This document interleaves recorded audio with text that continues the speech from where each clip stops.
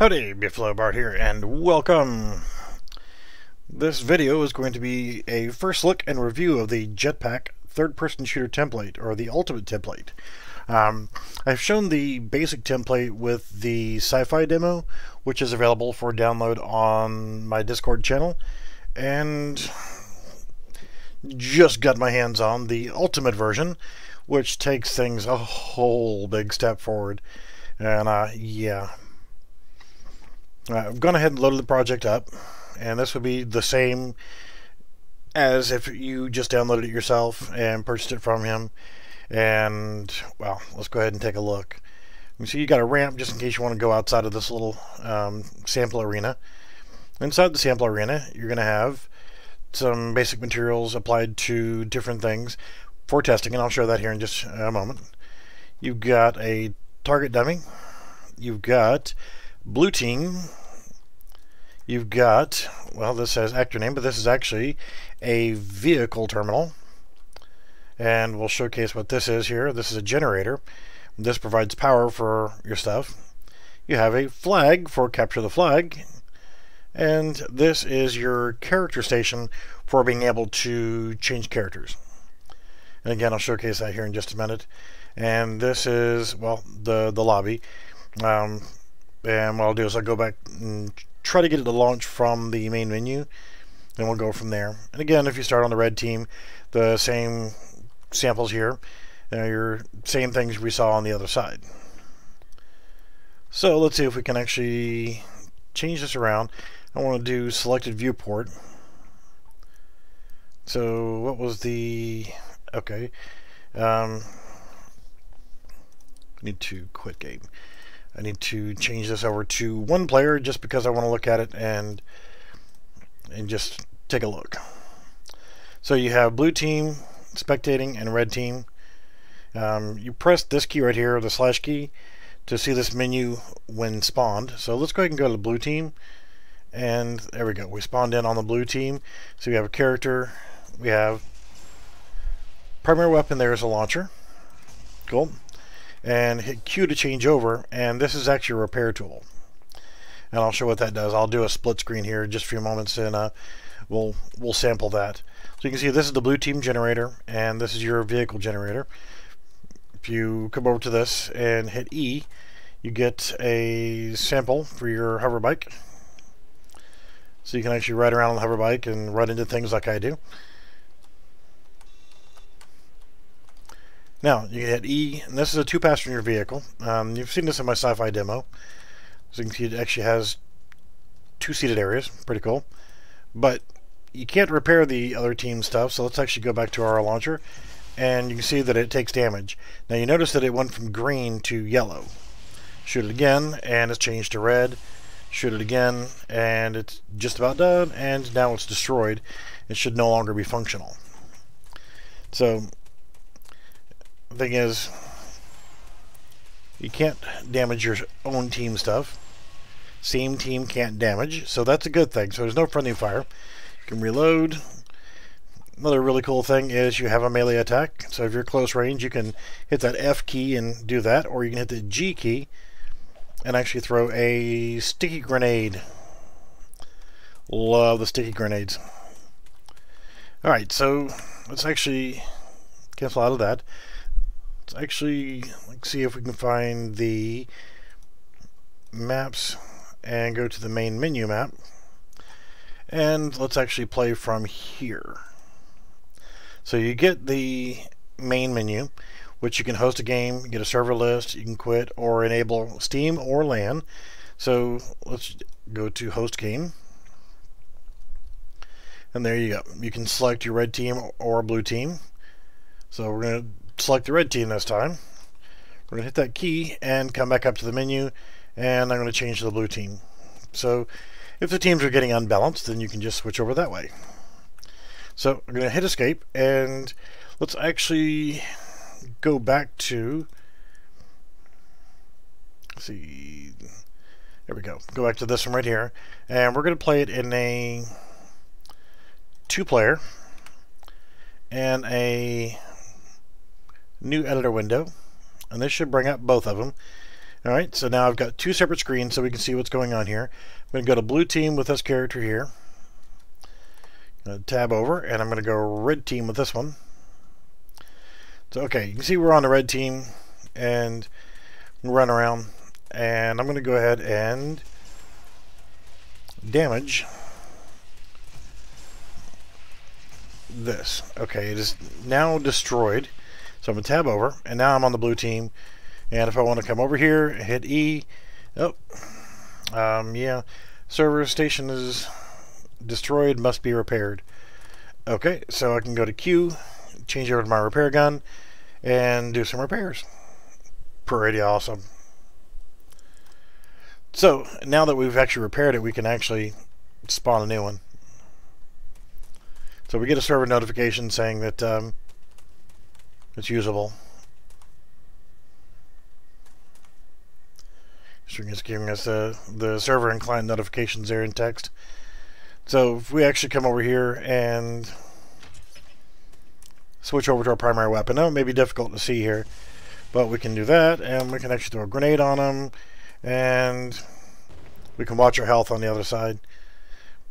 Now, coming over here, we've got the blue generator. Come over here to the blue team character station, and let's hit 1 and then E. See, our character is green, and we have a different weapon here. We're going to go ahead and kill red.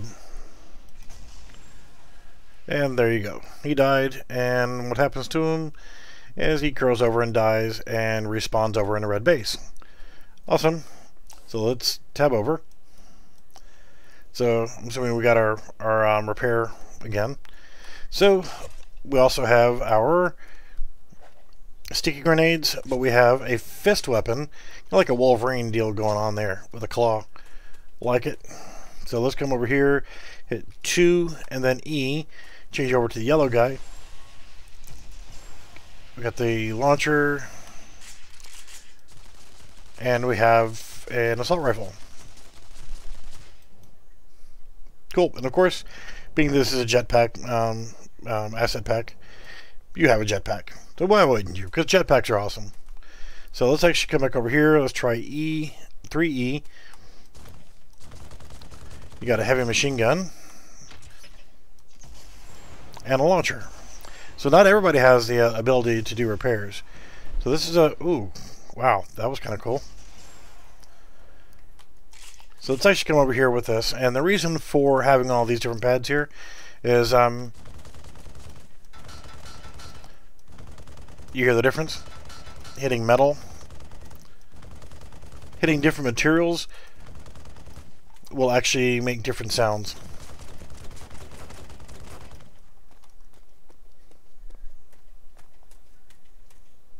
So will your footsteps.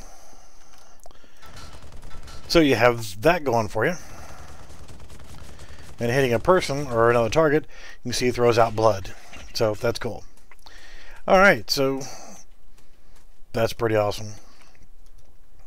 So I'm going to close it and I'll start it again. And I'm going to select blue team over here. And alright, so this is the area that was allocated to be the lobby. And you see there's nobody in there. So I'm going to tab, go back over here, and go to blue team again. So I'm on the same team.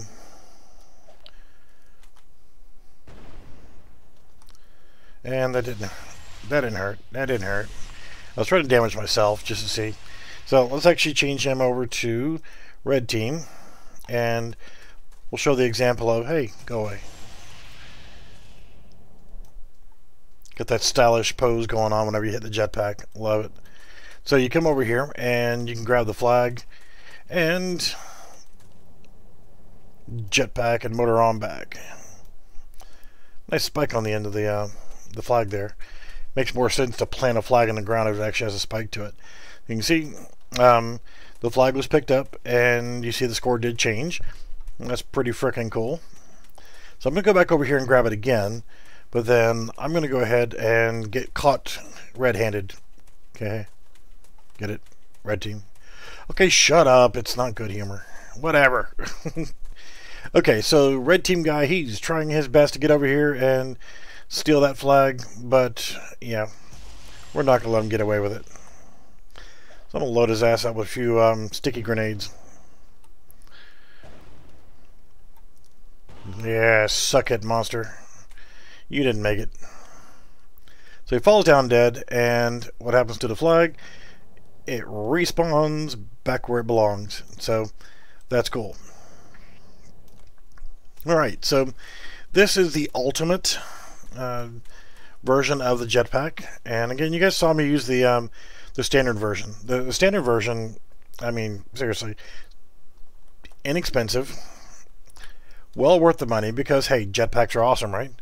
And honestly speaking, with the fact that the standard version is, what, a whole whopping 20 bucks, and this version here that I'm using is 60. Before you start complaining, oh, it's $60, it's a lot of money. It's a lot of friggin' work that goes into making something like this, so it's damn sure worth the money. You know, if you spend the time to actually make this yourself, you'd understand exactly how rough it is. So you can see we've got different number of spawns here. You've got 10 spawns on each side.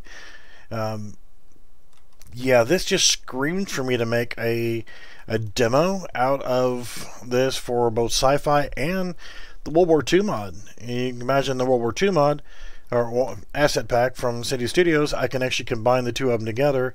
So you have a World War II scenario where you've got the Americans versus the Germans. Yeah, even a flag system. And the sci-fi as well. You know, leave the jetpack in. For World War II, I'll disable the jetpack because, well, the jetpacks used in World War II were really not there. So, fresh old cup of coffee. Yes, yes, coffee at 10 o'clock at night. So what I'm going to do is, while I'm sitting here, I'm going to go ahead and take a moment to actually import in the, I don't know, what should we do? The sci-fi pack to use the jetpack, or should we use the you see, I don't have the full sci-fi version yet. I have bits and pieces that our team's been working on the Unity version, but I do have the full World War II. So if I bring in the World War II asset pack, then we can use everything except for, well, we could use a jetpack, but I'll just disable the jetpack.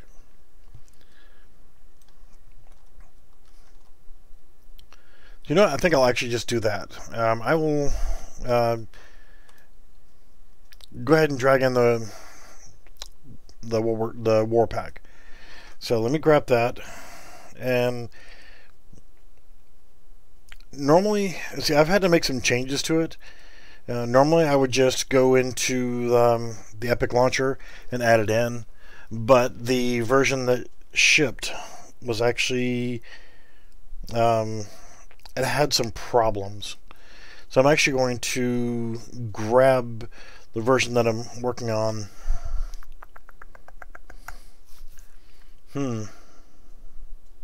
Yeah, I should be able to. I don't know. No, we'll be able to do that.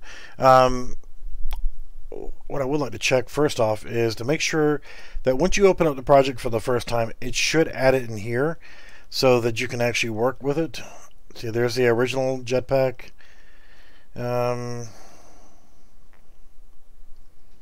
Yes, I have a lot of stuff in here. I need to start getting rid of some of the other things like this one. Probably get rid of the Siege for now.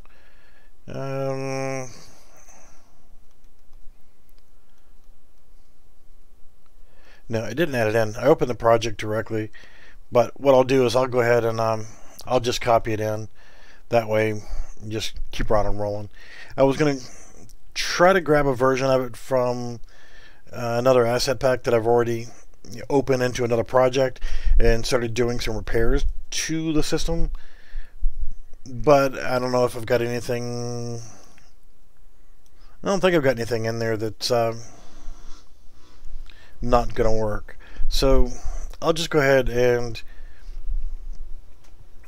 Let's do a save all, even though I haven't saved anything. Save current.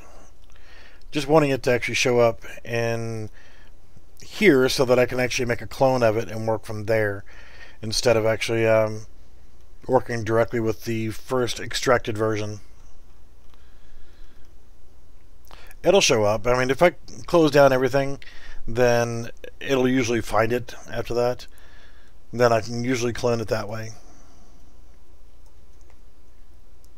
Yeah, it's a lot of animations to keep up with. But that just means that all those animations are going to be... yeah, I'm going to have to convert all of them. So we have the three, the light, the medium, and the heavy. So that's all three of our classes, correct?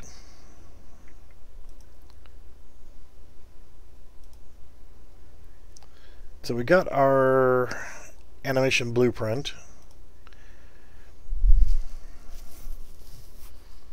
Alright, cool. That actually works out pretty good, because with that I could do a light, medium, heavy on the World War II stuff, which, let me quit screwing around and actually go ahead and be doing that.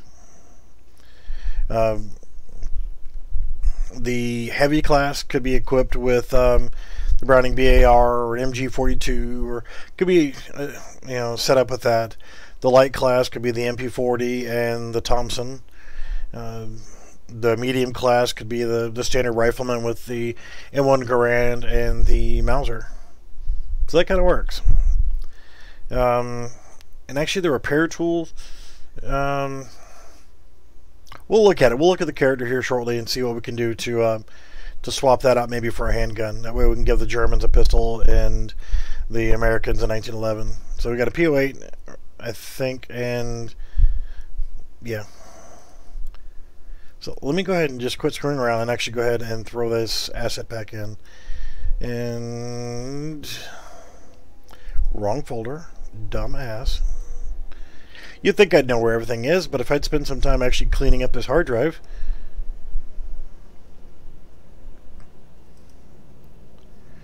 Alright. Warpack. Alright, so that should be in here in just a moment.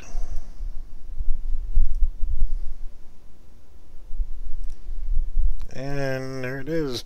251 megabytes worth. Alright, so now that we got that in here, and I'm clicking the wrong shit for some reason, I know I didn't just click on Fuse CC. I know it's not going to open, because if you've tried to use Fuse CC by opening up this way, you know that clicking on it one time is just not going to work. You have to like click on it like 5 or 6 times to force the damn thing to open up. It was flawed for everything, but it works. Not going to get into that for right now.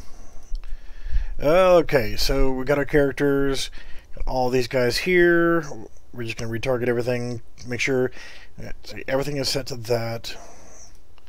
We have our demonstration map, and I'm actually going to open that map. Pretty cool asset pack. So, using the best of both worlds, using this Jetpack TPS Ultimate Template, just because it's for Jetpack, doesn't necessarily mean that it has to stay for Jetpacks. The Jetpack can actually be disabled and utilize the rest of the stuff. So we have 3 different player classes. We have a way of changing our character from one to the next. So there we go. We got this map. And yeah, it's cool and everything with the planes on the demo map, but I'm going to go ahead and see if there's an easy way of finding them.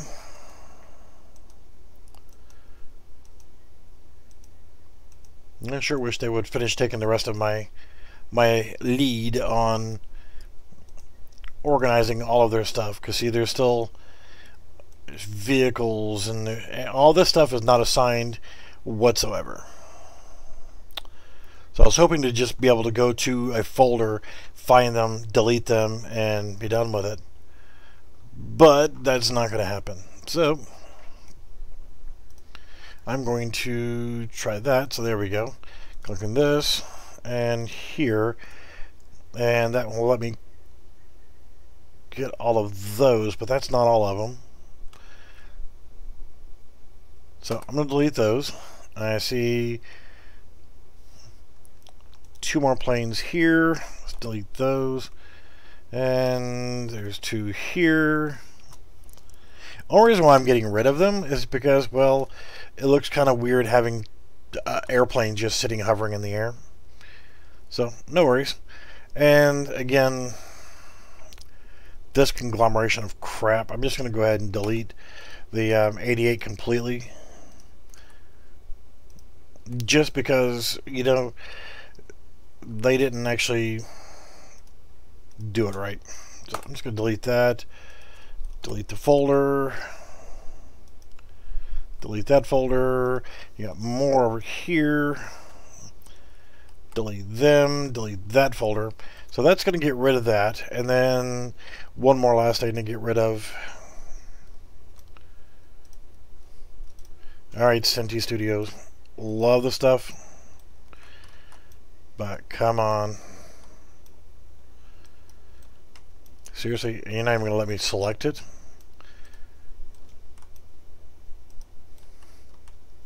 You got a pane of glass just sitting right here hovering in the air.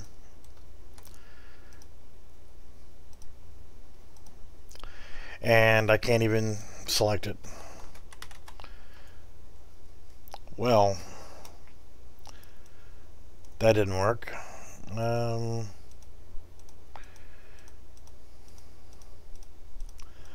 I'm thinking it may just have to stay, because if I can't select it, then it's going to be...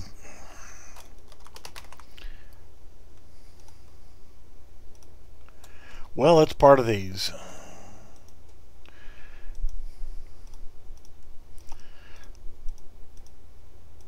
Wow, that's just...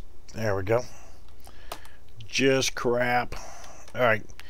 So, that's good enough for now. I'm not worried about opening the doors or anything else in all the buildings. That's something that I can do off camera. So, here's the fun. We've got our characters, we've got our map, and I'm actually going to save this. And just because I am who I am, I'm going to make a new folder. Yay!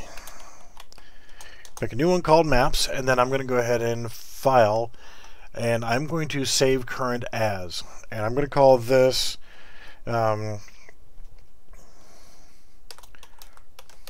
Norman, I'm sure that's not spelled correctly, but good enough for now.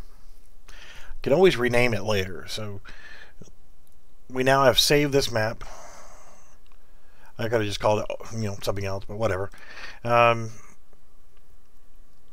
Let's actually take a peek in here, and let's, first off, we need to come over here. Characters folder. Let's actually make a new one. Characters folder. And let's go ahead and create a new one called Animations. So, with that, we need to come over here to our Blueprints folder. Now, you have your spectator, your character master, and your blueprint here for your animation blueprint. So what I'm going to do is I'm going to right click. Actually, first off, let's make sure that everything is, and it should be, set to a humanoid rig. See, he's in a T-pose. And, wow, he's actually working now. Actually, problem that I ran into, and I'll show you this before I actually change anything, is you got soldier number 1 right here, and he is in humanoid, so he's good to go. So let's actually go to our regular character. So character, I'm assuming,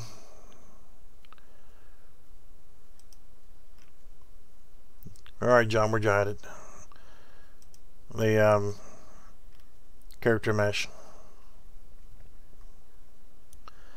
This is our animation folder. There we go, and meshes.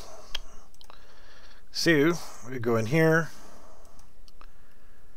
and mesh. And we need to open up this skeleton.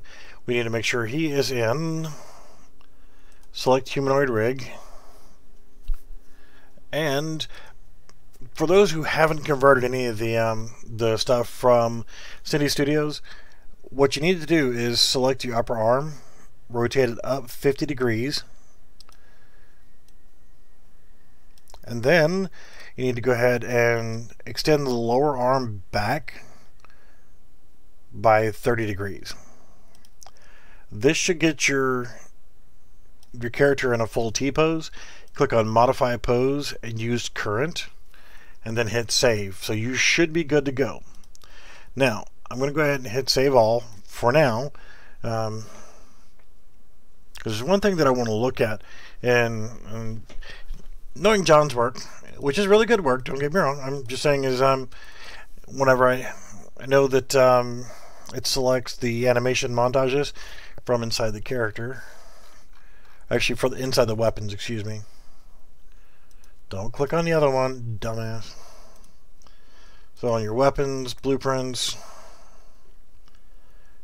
weapon master, I'm not going to show anything here. So you have your melee fire. Yeah, cool. And I'll just quickly look at an example. Alright, for the weapons, pistol, machine gun, launcher. Oh, we'll just look at this one right here. Blueprints. Just curious on this information right here. And, yep. Sound cues, so forth, and montages. Good. So, yeah, I was just checking to see if it was like some of the other work that I know that he's done. And it'll make it life easier in the long run. So, bear with me. So now we've converted our mesh over here. So what we need to do now is come back over to our characters, blueprints, and I'm going to show you the error here. And this is not in John's work. This is actually an error with the War Pack from Cindy Studios. So you got to retarget your animation blueprint, and then you bring it up right here. Your character here is not showing up. We didn't do anything wrong. I did not do anything wrong whatsoever. The character does not show up. Normally, if you have that happen, what you've done as your part of your retargeting is that you forgot to set the actual character for your preview mesh. You forgot to set that. But as you can see, we have a preview mesh and it works correctly here. But there's an error somewhere along the line, and this character only does not show up correctly. So I'm going to select American Soldier number 2, and then I'm going to hit save. Okay? And I'm going to hit apply to asset, excuse me, and then save. So all we've done is change the preview mesh to our number 2 American Soldier. And now when we come back over to our character blueprints and go to retarget,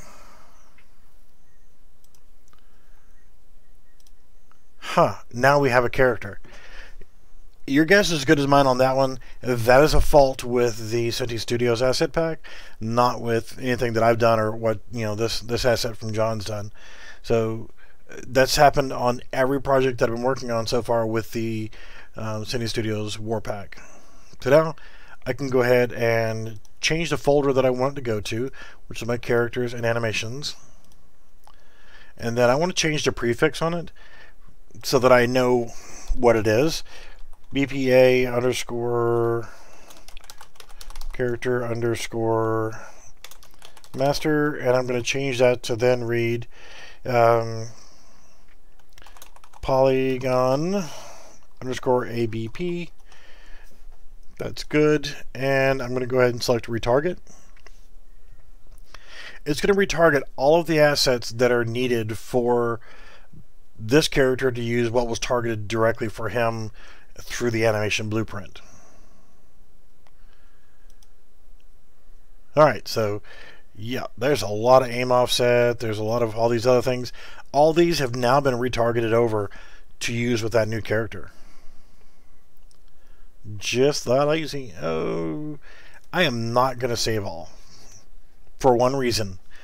And I'll show you here shortly if everything goes as planned. By not saving them, you can either kick yourself in the nuts, or you can actually, let's actually make sure we got our game mode override set to GP or GM underscore MP underscore Steam. And then we're going to go to selected viewport. Everything should be good. Let's go back to our, I want to look at one of these characters and actually see what's what with them. And let's see. Rifle idle. We'll bring him up. Now, see, I know that I have some errors with the hand positions. That's something that can be easily fixed. It's like, example for this particular one right here, and I'm only going to do just the one, is you can actually come in here, advance it back to the first position, and then just rotate it around until you get it to where you need it to be. Hit key, apply, save, and that animation is now fixed. Not really worried about it until we actually put something in his hands as a test. So with that, what we've done is we've created the ability to use that character. But now you have your character master. We're not going to edit that. We got our heavy, our light, and our medium. So I'm just going to start off with the heavy because it's top of the list. Go to the character, and I'm going to open full blueprint editor. Go to my viewport, and you see we have our character. And no, that's not the middle finger. And no, he's not happy to see us. That's actually the sound emitter there. Click on the mesh. Go for our skeletal mesh. Let's actually go to American Soldier 1. You see he's still blue because we haven't changed this yet. So, and this is a 419 bug, is it doesn't always change the material whenever you change your skeletal mesh. I don't know why. Again, that's a 419 issue.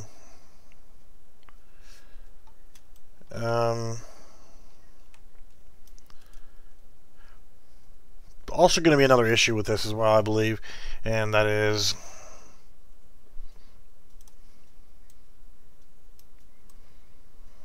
probably going to have to go into Construction Master on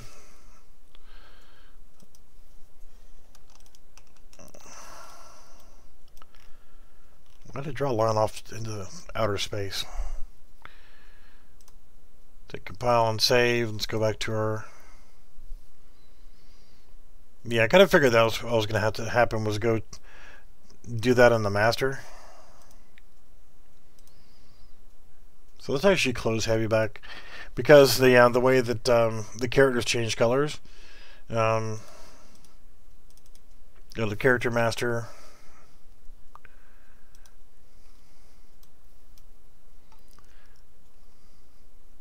A backpack socket.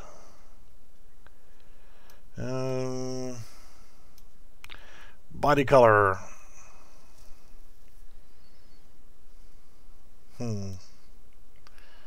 Create dynamic material instance. Would assume that these are the ones we need to. So you got team base color, base body. So these need to be unhooked.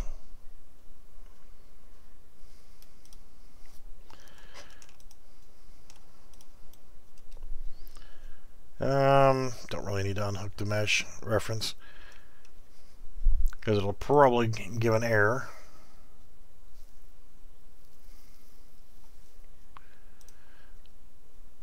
Alright, so let's actually go back into, there we go. Our heavy now has the correct skins. So we need to go ahead and make sure that we have selected the correct animation blueprint, which was Polygon ABP. There you go. Compile and save. Now, as a slight difference, what I'm going to do is go to the light and Yeah, we're going to change that. The light character is actually, I'm going to change him over to, let's see here, not American Soldier 2. I'm going to change him over to Commando. And no, I don't mean the fact that he's going without his underpants.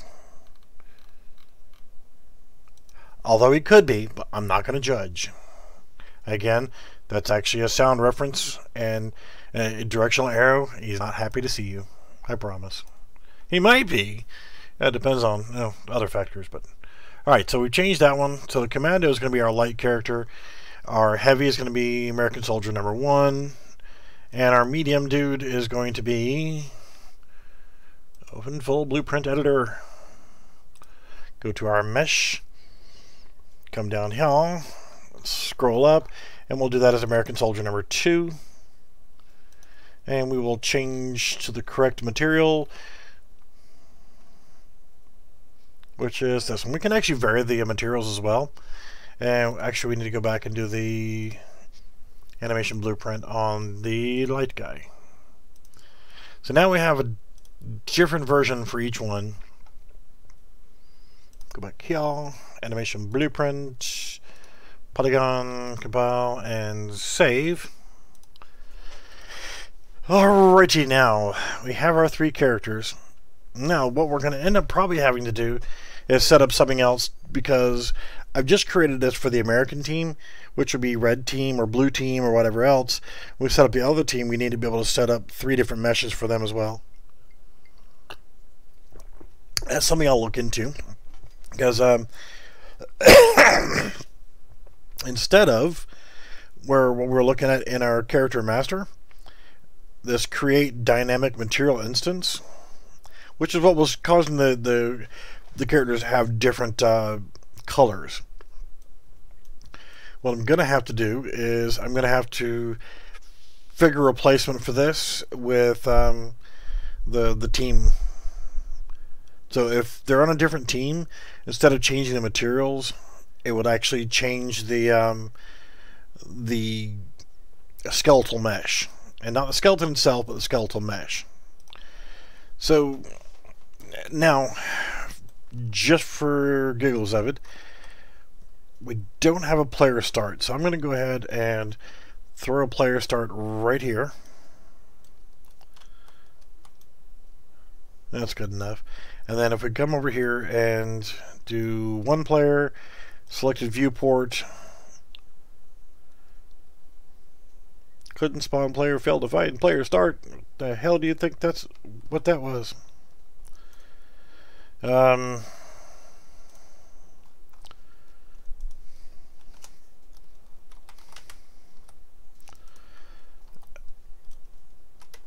Yeah, I just put a player start in here.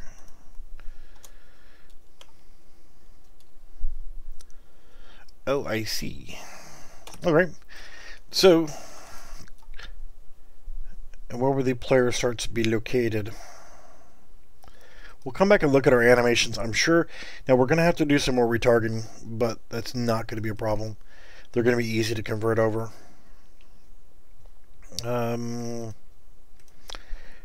Assets. Gameplay folder? No, that would just make sense. Why would you do something like that? Player starts. Okay. How dare you do something logical? What the hell's wrong with you? And this map is cattywampus. Everything is turned diagonally. So I'm not going to worry about fixing that for right now. So let's try that. And what happens if we select blue team? Alright, we start off as the black character. And sure, light error.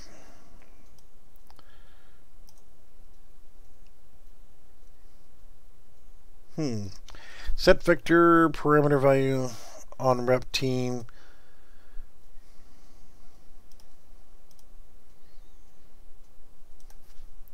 Alright, so our flags, team index, red, blue, and spectator return value. Set color parameter.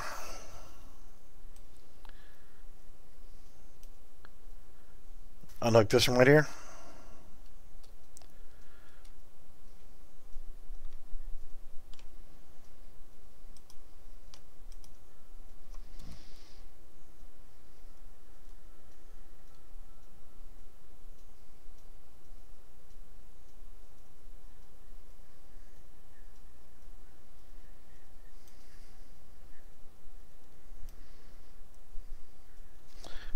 Set color forward.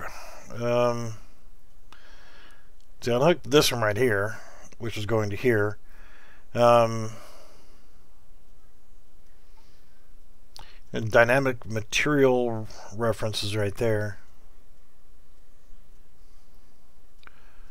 So just leave this connected back up to the parameters, and then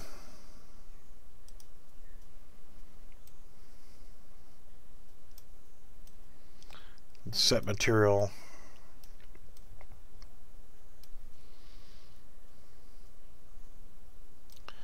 So unhook this one right here, just the main on rep team.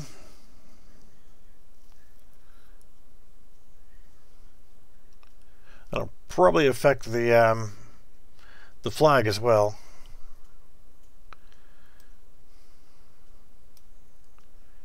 But yeah, let's go ahead and I'm gonna break that link for now.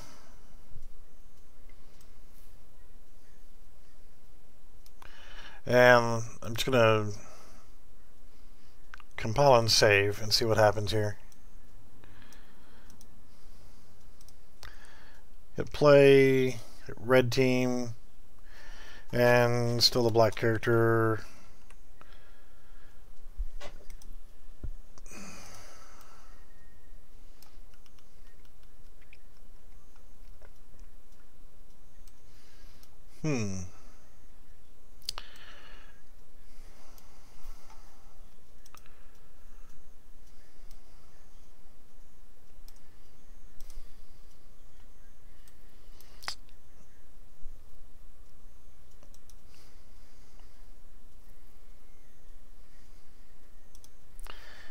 And set it in the mesh.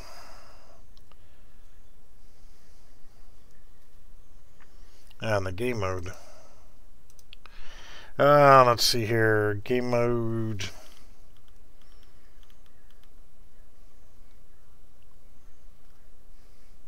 Oh, we can get out of the weapons folder for now. And come back over to multiplayer, I would assume, or UI.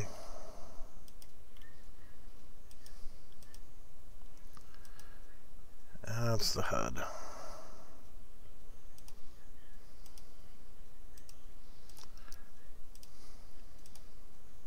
There we go. Yeah, this is, anytime you're actually trying to make multiple things work, this is, a minor, insignificant problem. Let's see here. Game mode.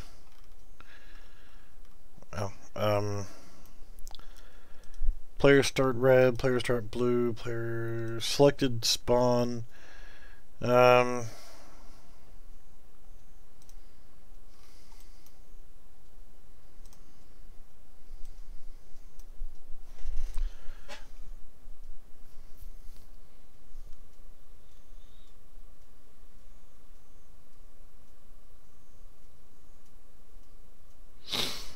You screw up everything, Draco. Let's see here.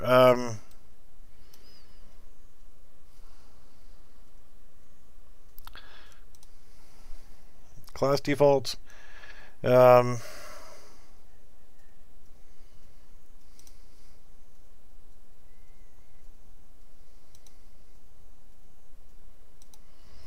Let's see here.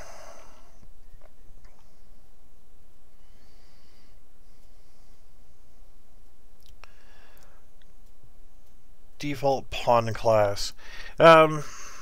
Actually, player start blue.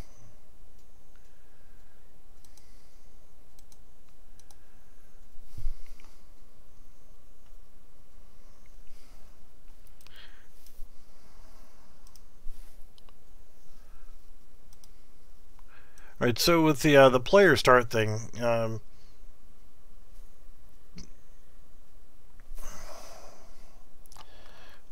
well, here's what I could probably do here is there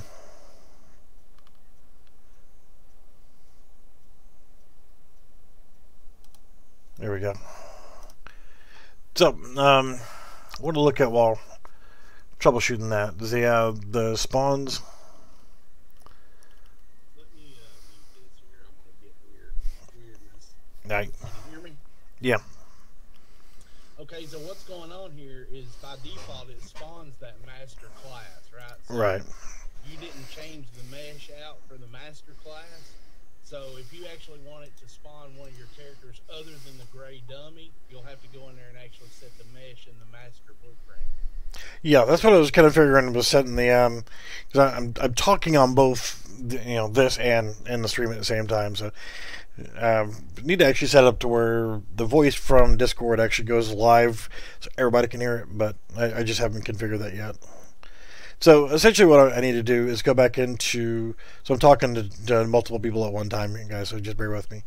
So go back into my actual character blueprints in the master, and for now what I'm going to do is go to the viewport so I can see him, change him out to the American soldier, change out the actual polygon war, and change the animation class to polygon, so at least there is actually a default set.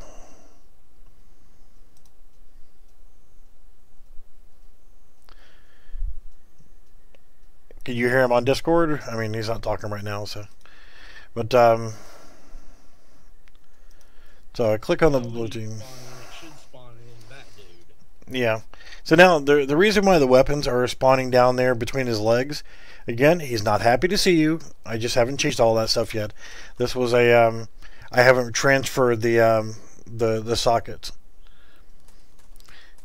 The fact that you're actually hearing him is actually the difference between my headset going from my ear to the microphone, which is just a few inches away.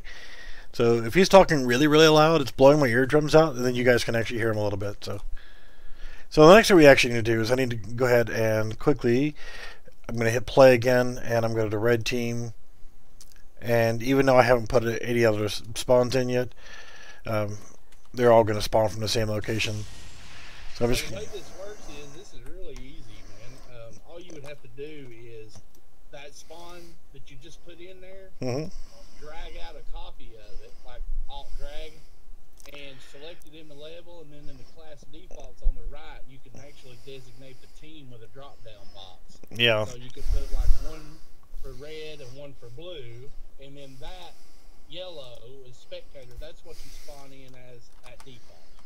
Yeah, so I'm going to grab that, and I just created that as the blue spawn, and I'm going to bring this one right over here. And for now, I'm just going to set this here, and I'm going to set this as red spawn, just so we can get kind of a.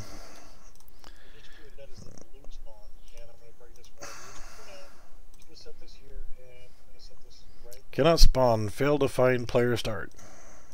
You gotta have one yellow, right? Ah, okay. Well, I'll just come over here and spawn the damn yellow one on top of scene from Titanic here. So grab my player start again.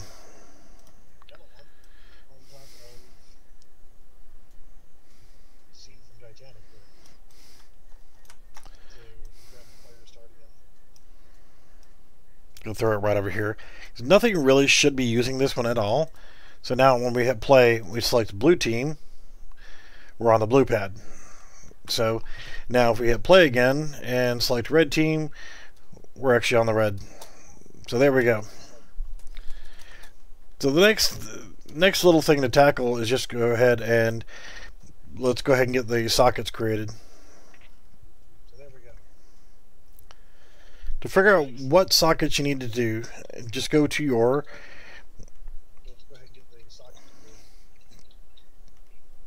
Alright, let's go to You're the only person on the planet of Draco that actually uses land, so shut up. And yes, it does still use land. So I need to go to my... You hurting my feelings here, dude. Yes, but I still partially love you. So that feedback I'm hearing, that's coming from him echoing. I figured he joined the room because whenever Draco queues up, we always get a reverb echo and hear ourselves talking. Hold on. Which is really fun when you're trying to live stream. We always get a reverb echo. Bart, dude, this one is going to be a nightmare. I'll just tell you because It's like 4 voices. I hear voices in my one head. of those sockets that you saw in that basic version of this, they're actually all used in this one. Oh, lovely. So, yeah, it's going to be a nightmare. Hold on. Let me just do something quickly. Give you guys 2 seconds. Right, so I need to go back to my character and my meshes and the UE4 mannequin mesh folder, go into my skeleton, and let's look at the sockets. So I'm going to go ahead and to try to make this easy, I'm going to go ahead and control left click on every freaking socket that I see and go ahead and get them selected.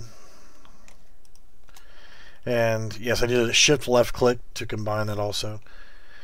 And I'm going to get all of these sockets. Now they're the easy way, and sometimes it works, sometimes it doesn't.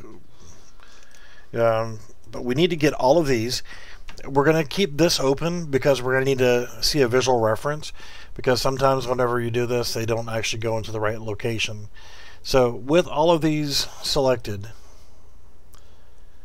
then go ahead and right click and copy selected sockets. Come over to your other one that you want to go to and paste sockets. So now they're there. Cool. But sorry, kind of a hiccup burp at the same time. So what we're going to have to do is actually, once we start getting our actual weapons picked out, then we'll start kind of manipulating the skeleton just a little bit. So let's actually go back in here and hit play one more time. Go to blue team. So now they're going to be close. So there are some changes that we're going to have to make, because you can see they're not going to be right. But you can see they are functional for now.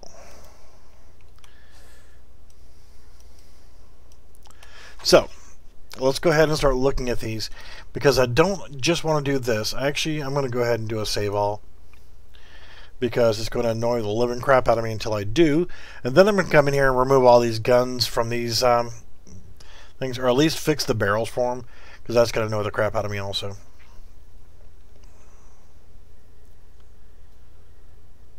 There's just so many freaking animations in this pack, dude. It's a nightmare. There are 9 sets that I use for my standard and medium characters, and then there are 9 full sets that I use for what's designated as heavy, right? They're slower animations, and they're for bigger, bulkier characters carrying chain guns and rocket launchers and whatnot. So. Yeah, so it should be sufficiently fun to actually start picking through and getting all the different ones working. I don't think I even created child blueprints for every single one of the weapons, so there's quite a few in there that are not even in use. Like there's a knife throw animation I don't think I implemented. There's a John, bunch is of yours only those. for shooters, or can you do like RPG with yours? Well, really, it depends on the animations that you use. The only thing I really mess with is shooter stuff. So I don't really have any kind of hack and slash type animations or anything. Alright, so That's what I like. while we're streaming, if you're okay with it, I'm going to actually go ahead and drop the sound from my Discord out of my ear and actually onto one of my monitor speakers. And that way everybody can hear the conversation, so I'm not actually, sitting here silent because I'm hearing conversation in my head. I think they hear you. They hear us talking in chat. Yeah, but it's just distracting back and forth, so they should be able to hear a little bit clearer, and that way, yeah, it won't take but just a second to do it. So yeah, what I'm going to do is start looking at actually converting different weapons over from the asset pack to work with the other asset pack. So what that's going to do is, I'm actually changing my audio profile as well. I have no clue which speaker this is going to come out of. We're going to try this one. Sorry. All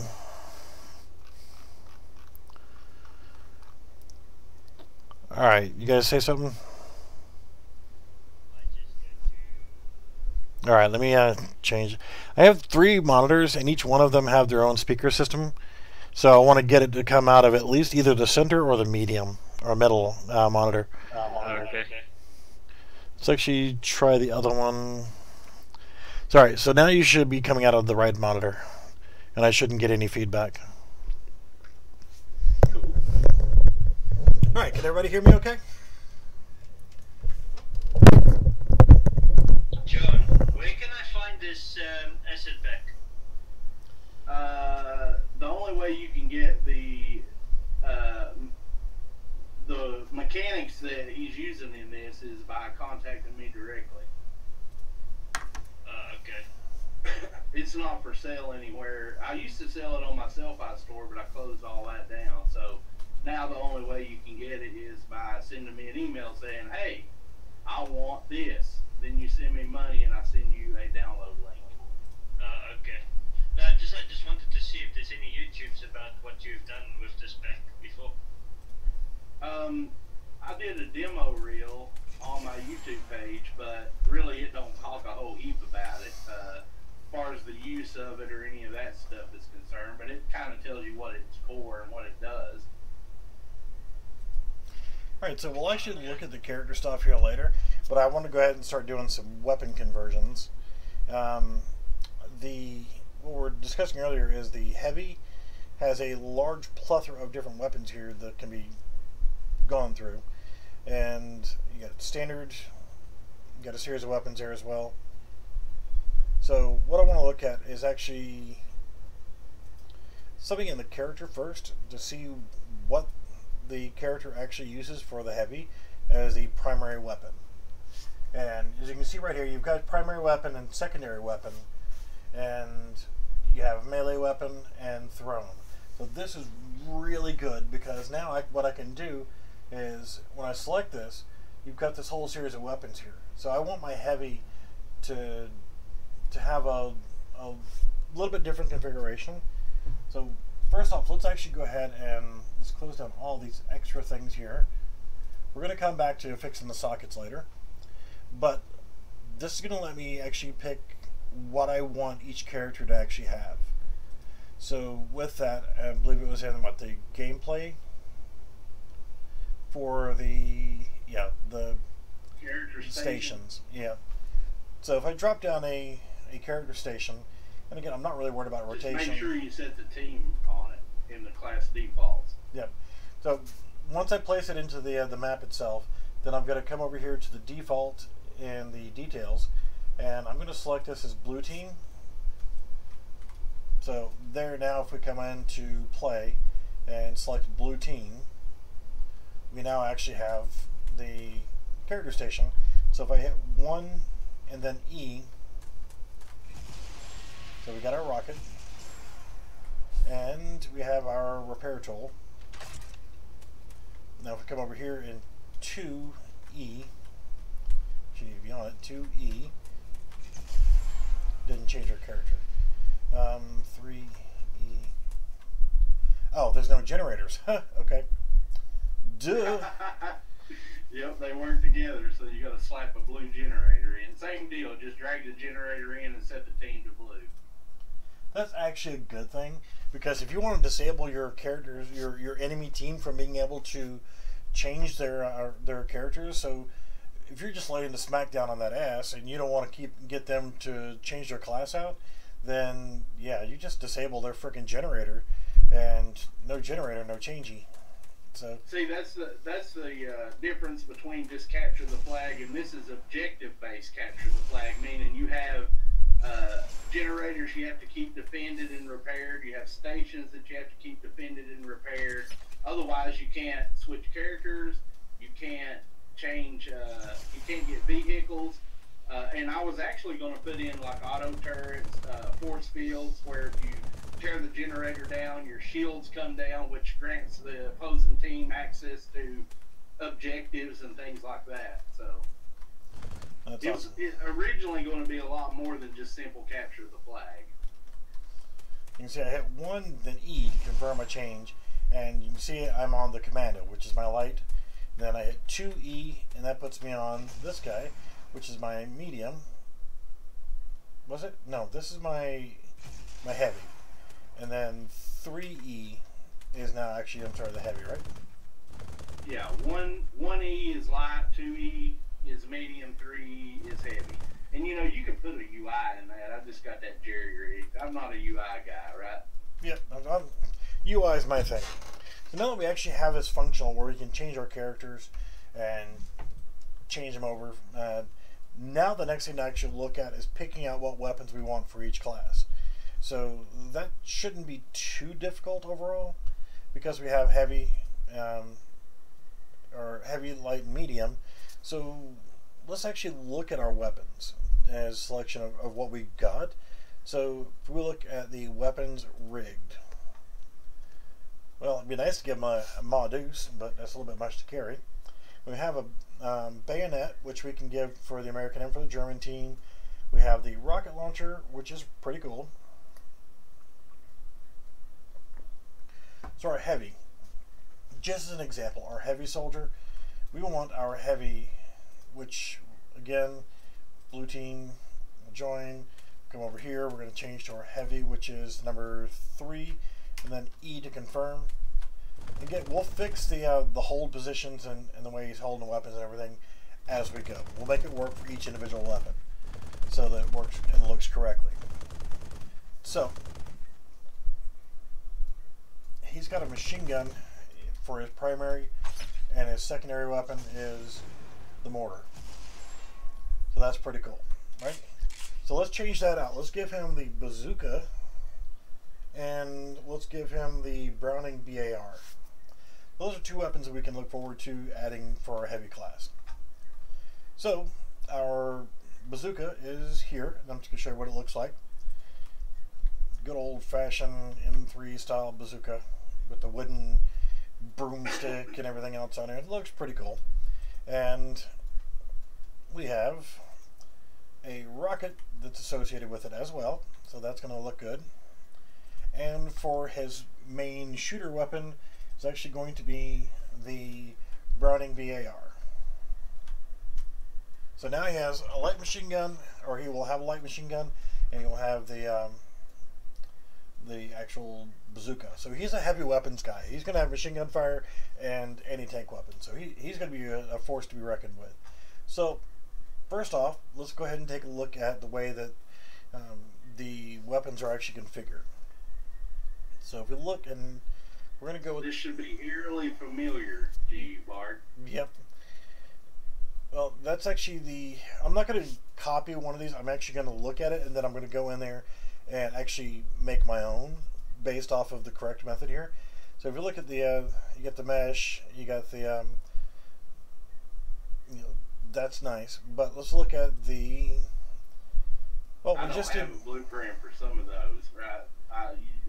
It's lacking the part you're getting ready to show, which is taking the master, creating a child, yep, and then plugging in all the stuff to it. So what I'll do is I'll actually use that master, got that, and weapon master, melee master, projectile master, and grenade thrown master. Let's actually look to see, do we have a grenade? Weapons rigged. We should have grenades. Huh. Let's see here. Because I know that I saw the German stick grenade, so I'm pretty sure we've got the regular type. You know, we got mortar shells, we got torpedoes, stick grenade. There we go. Good old-fashioned pineapple grenades. Alright, so that's what we'll work with. And we need to go ahead and come down here to our characters. We're actually going to create another one, just going to be assets. because I'm going to add some more things here in just a minute too. And I'm going to go ahead and add in a weapons folder. And just because I simply have to have it, because other people so far that have tried out the war pack have liked this. So what I'm going to do is add in the audio, and I'm going to put in ambient. I don't know why, but I'm just going to call it that for now.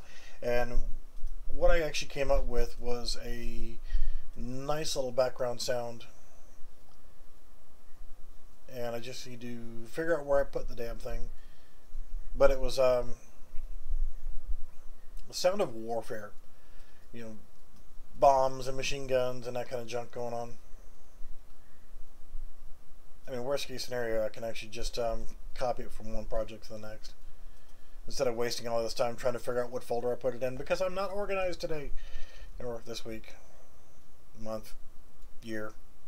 We're going to Unreal Projects. I'll go to called World War II, content folder, assets, and audio, and ambient. There we go. So I'm just going to copy those sound files in, just because I'm being lazy as crap and don't want to do it the correct way. I'm just going to grab them and I'm just going to drag them into the project manually.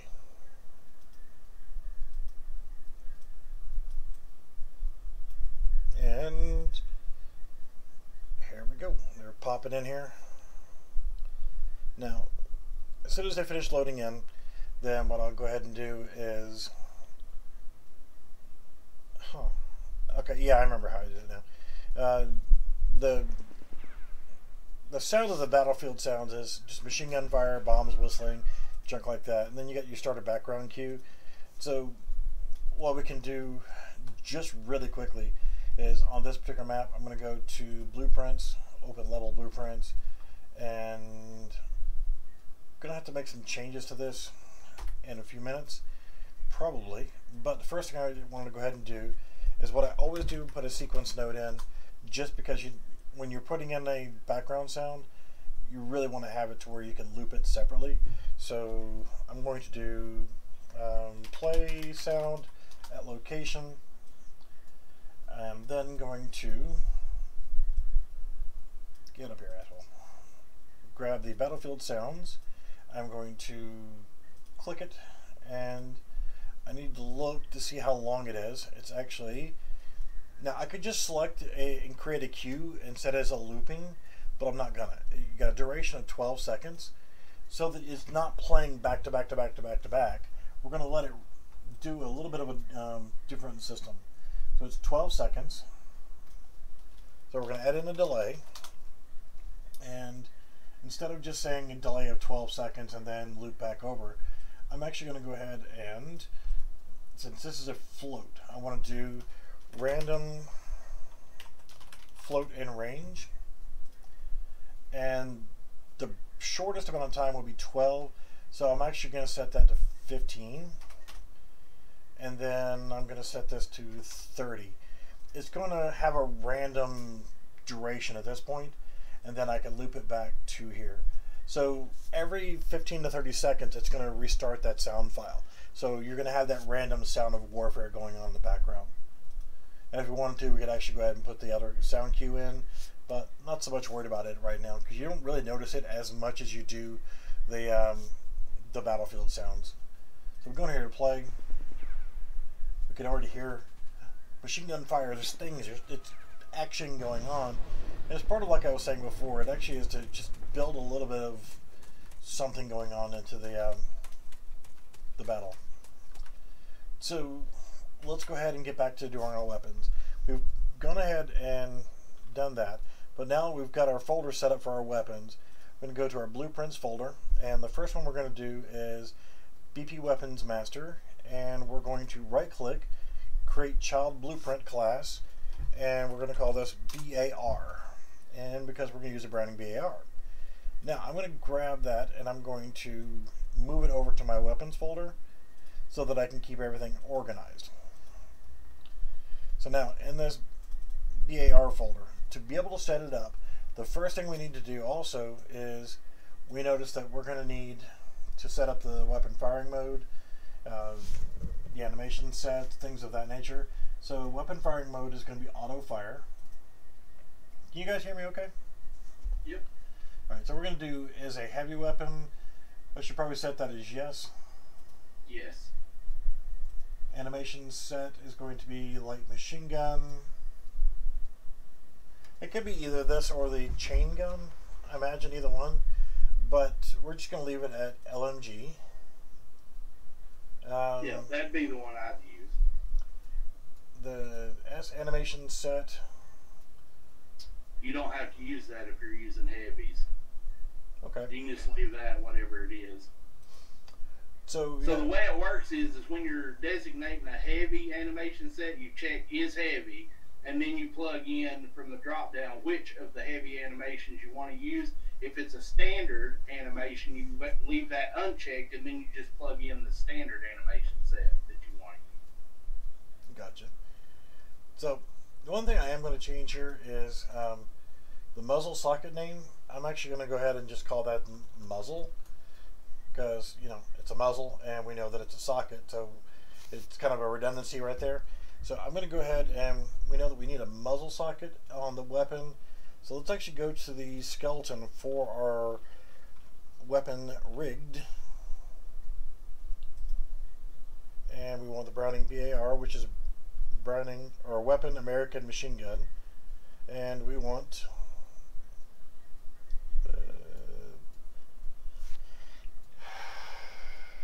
okay, so this is, you have to kind of look at these because this is for the magazine, for the physics, the magazine, but the skeletal mesh is here, the physics are here, and the skeleton is here.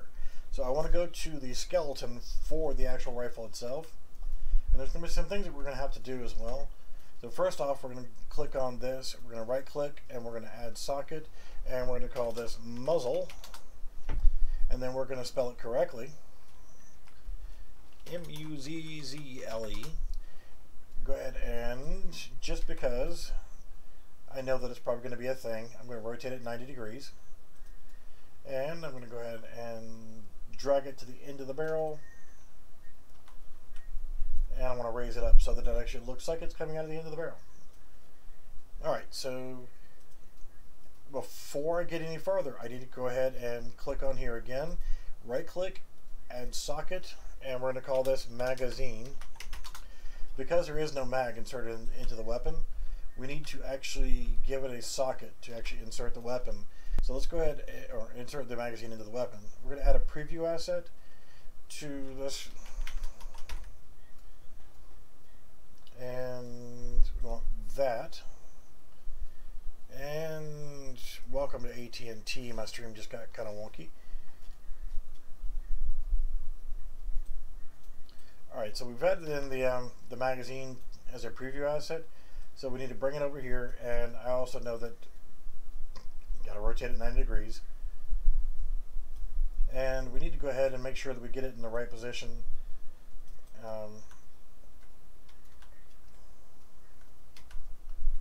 I know I can slow the camera down, I'm just being lazy ass, so that when we actually insert it, we want it to be in the correct location. And it won't look right if we actually put it in the correct location, so we're going to put it close enough. So we'll put it right there. So now that whenever we do insert the magazine, it actually looks like it's there. So when we spawn the weapon into the game, we can actually also do this. So we're going to hit save. We're going to, don't need to apply to asset, it should be there anyway. But let's go ahead and go to our weapon mesh. We're going to select our skeletal mesh, and it was a machine gun, American, and there we go. So we need to add the magazine. So with our mesh selected, what I need to do is click on Add Component. But before I add component, I want to go ahead and select the skeletal mesh. Go back up here, Add Component, and select skeletal mesh, and it'll automatically have the magazine pre-selected. So all I have to do now is go to my socket, parent socket, select magazine, and there we go. The magazine is in place. So now I'm going to go ahead and compile and save, and let's actually get back to configuring the weapon. So the next one we need to look at is going to be the U_weapon holster socket. So now this is actually going to have us back in our skeletal mesh. So we need to go to our characters folder and play on more. Open up our skeleton. Oh, and I just want to point something out here for those that are interested in buying this template from me. If your characters are on the default UE4 skeleton, you don't have to redo all this, right? It just works. I just want to point that out. It's when you get into retargeting to a completely different skeletal system that all this extra work comes about. Yeah, see, I'm converting it over to something totally different. If you're just using the standard UE4 mannequin, bang, you're pretty much, you're 90% there just by running this template. It's almost like all you got to do for them literally is just change the meshes out. That's it. Yeah, I mean, it's just that easy to. I mean, I'm just doing it in a more complicated way because I'm difficult. So let's actually go back in here and actually load that same weapon that we're working with, the American machine gun, which is the Browning BAR. So now we see that it's hovering above his back. So now that we can actually look at that and go ahead and bring it in. Now remember, that weapon won't be visible, so it really doesn't have to be very perfect in that. Remember the way that I've done it in this sci-fi pack, when he switches weapons, it does attach it to his back, but it's completely invisible. The player never sees it once he switches from one to the other. Yeah, it's only the mocap pack. They wanted the weapon to show on that, and I'm like, yeah. But they had to have it that way. And if you ever want to change this one to be that way, you would go into the logic where I'm doing the switching of the weapon, and there's one node in that chain of nodes in there called set actor hidden in game. You could just unhook that, and it would show at that point if you ever wanted to make it visible. Yeah. As you see, we already have the LMG hand socket. For right now, what I'm going to do is go ahead and add the weapon preview to that, and I'm going to modify this one. I don't normally do it that way. What I normally do is I create my own socket for each individual weapon itself. But all I'm going to do is right click on it, and I'm going to add preview mesh. And it's the same preview mesh we just added. So we want the American machine gun, which is our Browning BAR. So you can see that it's not being held correctly. But before I start making any corrections to that, what I need to do is, no, actually, with being that it's already rigged to the UE4 mannequin from the asset pack, I've got a collection of probably, I don't know, it's over 1,000 animations sitting on my hard drive that I can actually pull those animations in at any time and add those as I need to. Which something like the repair, I might actually replace that later on with a wrenching movement. So, or my guy can come over here and repair a tank if I want him to be a repairman. So I need to go to my preview controller, go to use specific animation, go through my animations, and what I want to do is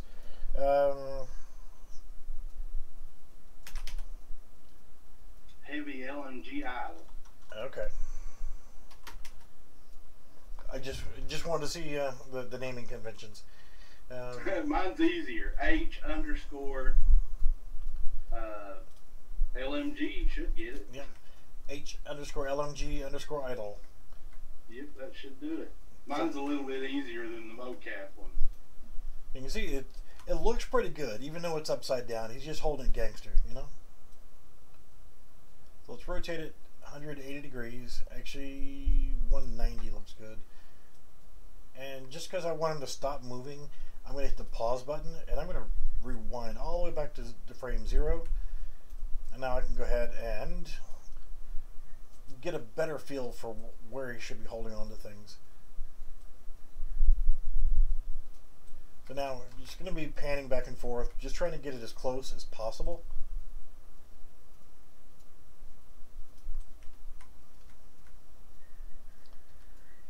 It doesn't have to be perfect. We can actually tweak things more a little bit later on.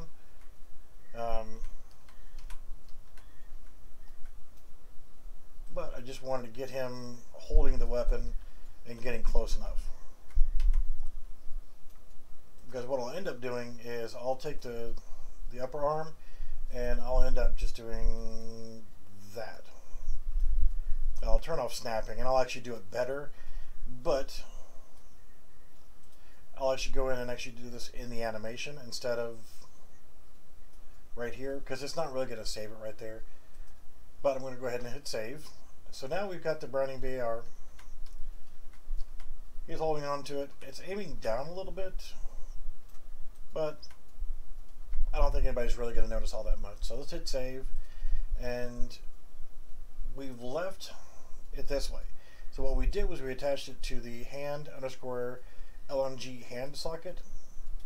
I just want to copy that name information because I'm pretty sure that I need to put that in the weapon hand attached socket, right? Yep. So I'm just going to paste that in there, and there you go. So now we need to add some things like, what is a clip? It's a paper clip. Oh, that's what I thought.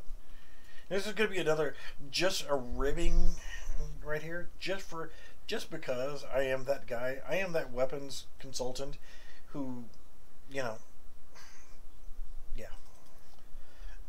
Okay, you see this? This little metal thing right here with 8 bullets in it? That's a clip. Sorry, I can't zoom in properly with it, but that's a clip. It's called an in-block clip. So the M1 Garand technically uses a clip. Okay? You see that? That's a 20-round magazine. Spoiler alert, I almost didn't even bother putting ammo in. I was going to make the weapons when you shoot. They actually had an overheat mechanic. So the longer you squeeze the trigger, you could actually overheat your weapon, and then when it overheated, you wouldn't be able to shoot at all. So it would make you automatically have to throttle your rate of fire as you're shooting and stuff so that it ain't just spray and pray. Remember, this was built for a sci-fi game. Yeah. But I just went ahead and put a clip in it just for reasons. So it might get a rework at some point where it don't even use ammo. It uses the overheat mechanic. Well, overheat is still a very big thing to take into consideration. Actually, the M250 caliber machine guns, I've actually watched guys get in a lot of trouble for it, but overheat the frickin' barrels on those, and the barrels actually sag. Because when you're really just shitting and getting with that big ass rifle, the machine gun, then it's actually going to, we're going to go ahead and give them 250 rounds. Actually, let's go ahead and give it 260. Just for shits and grins. 20 rounds in a magazine. But yeah, they would fire it so much and not oil it that the barrel would run dry, and it actually would get red and start to sag a little bit. Because it's a really heavy barrel. The M2HB. M2 heavy barrel. Burst fire, no. Multi-fire, no. Sphere trace spread. Well, that, if we're unsure on how to actually configure this portion of it, I'm going to go ahead and compile and save, because this is 4.18 and it sucks donkey nuts. Let's actually go to one of the other weapons and actually use it as a comparison. So if we look at the LMG here, and maybe you look at the chain gun or something. Yeah, because there's no blueprint for that one. So we'll go into the chain gun, open that up, and we'll see that max ammo is 200. The sphere trace spread. So what I'm going to do is I'm going to open full blueprint editor just so it puts it on the right, so I have a similar comparison. So we can see that we're at 75. The range is actually going to be the range of the weapon. So I'm actually going to put that at 5,000. Just because, you know, it's a 308 or 30-06 caliber. So we'll do 75, 5,000. So let's go ahead and let's go to the correct one.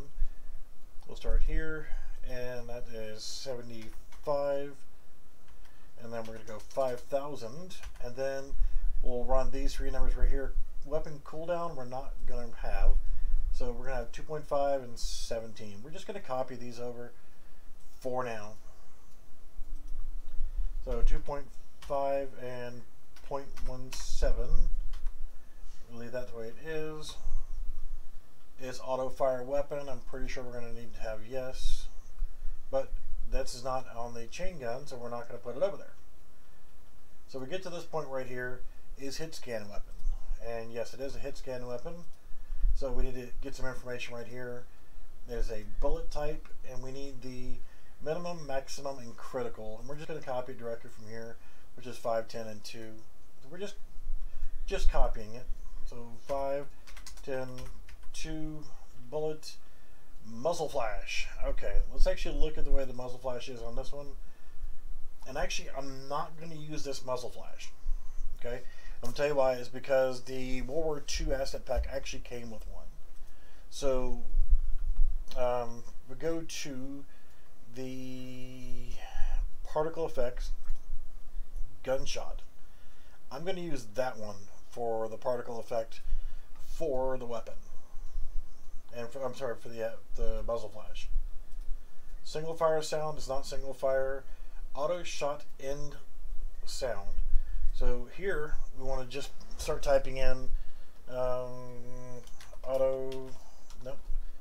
We'll just put in. Maybe just try shot end. Yeah. Weapon shot end Q, and there we have weapon chain gun shot end Q. So we can use that for that. Then we have a reload sound. We're just going to do reload and rifle reload. Sounds good. Weapon retrieve sound. Well, let's try typing in retrieve. Let's see how simple this is. Make it so easy a caveman can do it. Hell, if my old ass can do it, then let's see. Weapon put away sound will be equip. No, it's launcher equip. Was there another one for?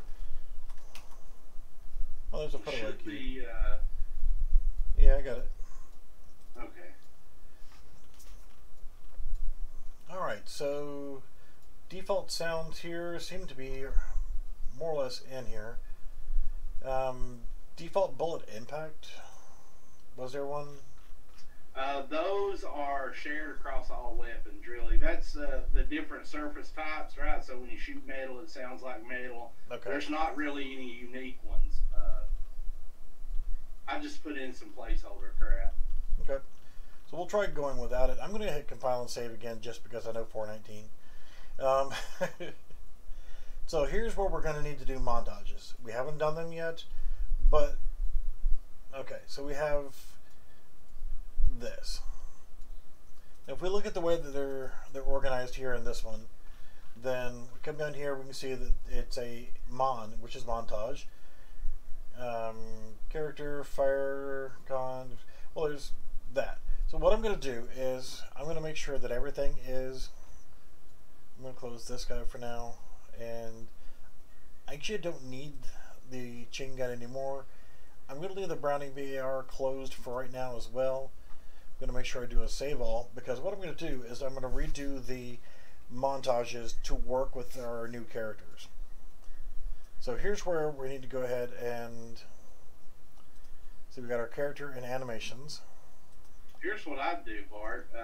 Go to your filters and filter only to show montages, and then it will bring up every single montage that's in there, and you can do them all in one whack. Yeah, I like to reorganize things because I don't like even the way this is right here. Whenever we target it, see how many animations that I put directly in, plus you've got all this stuff, and if I try to reorganize this now, it's going to screw things up, and I'm going to have to redo everything because 419. Well, the way I've got them in the folders, you know, if you go into the animations folder, each folder has its own section. So currently what you're doing is the LMG. So if you were to go into the animations folder, under the heavy, under the montages, there should be one in there specifically for the LMGs only. Yeah, but it won't take that long to do all of them, one section at a time. So with the montages, where did I say those were?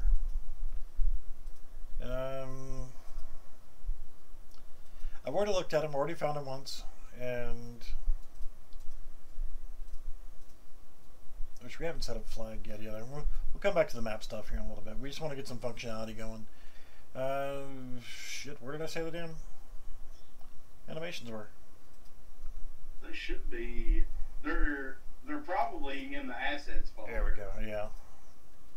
Why would they be in a logical place? What the hell's wrong with you?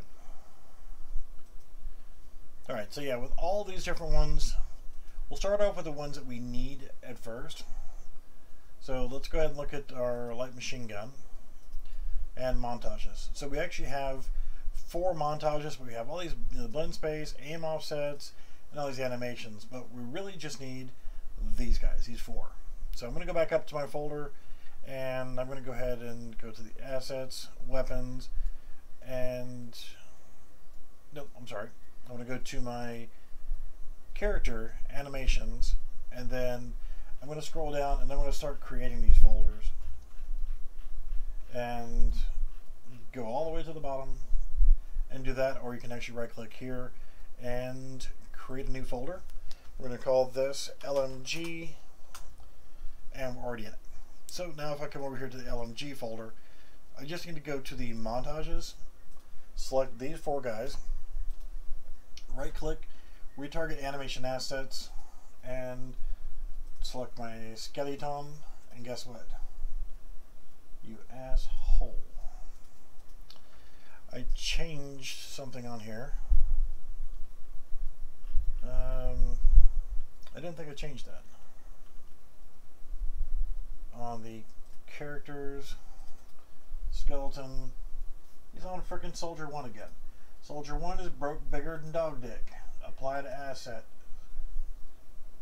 Save. Thank you. So we actually have to have Soldier 2 selected, or we can't retarget jack shit. It's weird. I know. It's just with this asset pack. I haven't had this problem with any other asset pack. And you know, the World War II stuff from City Studios. You know, I love everything else about it, but there's just a lot of little bugs. Like they kind of rush to get it out, and kind of upsets me a little bit. So much that I forgot where the hell I was working. The animations, LMG montages. So now I just go ahead and select all 4 of those again. Right click, retarget animations, and now when I select it, hey, how about that? He pops up. I'm not going to change the name of anything, and I'm not going to do a save all after I do this. All I'm going to do is go to my change. I'm going to go to characters, animations, LMG, OK, and retarget. Now, by not changing the location, now if I look and see, it's just going to have the montages for the animations to put them away and stuff. So let's actually go back into our assets, weapons, Browning BAR, and now when we scroll down here, if I was going to cheat a little bit and I wanted to copy one of these other weapons, and this would be an actual easy way to do it, and I probably could have done this with the LMG because there was no, well, no, because there was no blueprint for it. But for the chain gun, I could actually have come in here to this, and if I wanted to really be a cheating little SOB, I could just duplicate it or rename these, because I'm not going to use the original ones, and just whenever I come down here to my montages, because I haven't done a save all yet, I can just do this, and it would have been for the LMG. So you can see I have the there's an asterisk over the one that I need to use that's right next to that one section. So we're actually going to do it correctly, but there is a way of cheating and getting away with ones that you can actually just rename. But let's go ahead and go to this fire weapon mon. So if we look at it now, we don't need to put this in every time. I'm just going to show you as an example. Mon is for montage, and then it's character. We shouldn't need that as well. So fire con, which is going to be continuous. Now that we know our naming convention, if we were to just put in here fire con, then we can see that we have chain gun, LMG, there's there's 2 LMGs right here. But see, by not doing a save all yet, there's an asterisk over the one we haven't saved, which is the one that retargeted. So this will let us find the one we need a lot faster. I don't know, you guys can't really see it, but it's showing the polygon character right there. So yeah, that works. Passenger fire weapon. Okay, so if you trying to figure these out, and this is all new to me right here for this asset pack. So fire weapon, let's see,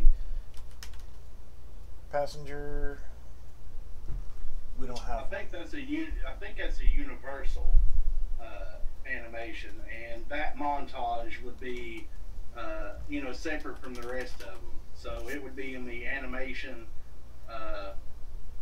folder where you were just in. You would, instead of going in the heavy, you would go into the universal, look for the passenger, and then in the passenger there should be a montage folder in there. Not in the weapons folder. So yeah, in the animations, universal. So that would be one that we would actually have to do here. Character cycle passenger. So that's something we need to go ahead and retarget as well. There's quite a bit of them. Now, is it universal? Do we need to? We're going to have to retarget it anyway, aren't we? Yeah, universal just means that it's not for standard or heavy. It can be used for both. So I can just redo the montages on these and be done with it? Yes. And that's just easy as shit. So let's go back to our animations. And that was actually the passenger. So what I'll do is I'll go in here and I'll create a new folder. And we're going to call this passenger _U, so we know that it's a universal one.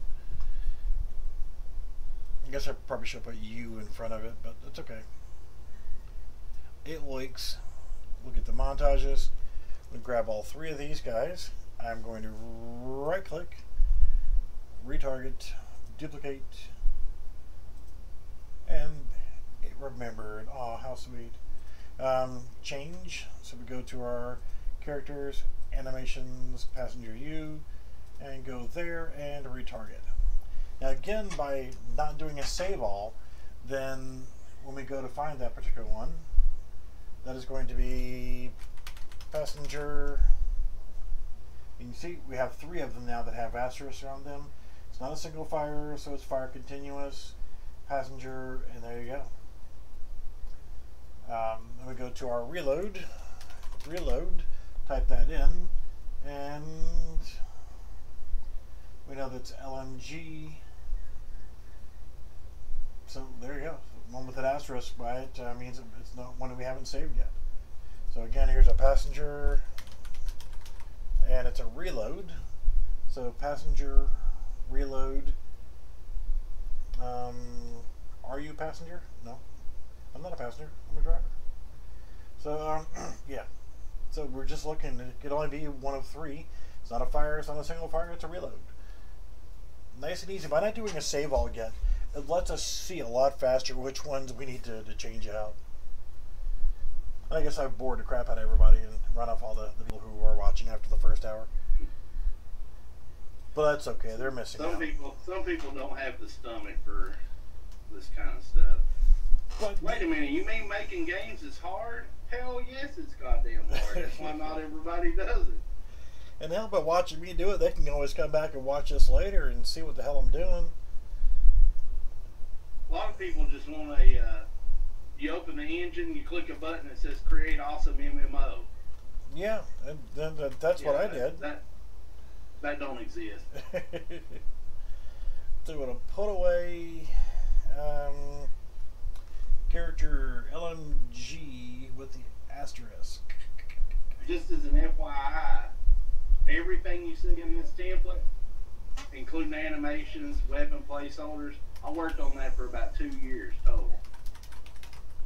And you know what though? The hard work was done by you. And what I'm doing right now is freaking easy as shit, okay? This is, I mean, easy. Absolutely easy. This makes life so much better by being able to easily just pull from drop-down lists to create stuff.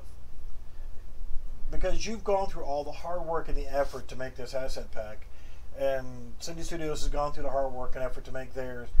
All I'm doing is connecting pieces of the frickin' puzzle together and have game. Just that easy. That's the idea. Yeah. So yes, that is what I'm doing. I am opening up the engine and hitting the easy button.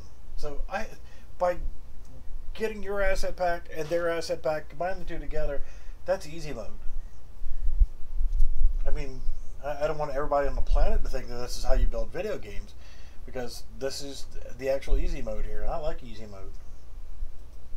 Now, I'm probably forgetting something, but I've already got all that stuff done.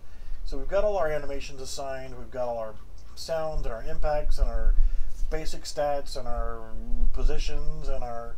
Did you, over in the left in your components list, did you select the auto fire sound loop and plug it in? No, I did not. I always forget that. You know, I always forget it. It's because it's an oddball. It's a freaking component, not just a variable. Yeah. Let's see. Sound loop. What is the actual name?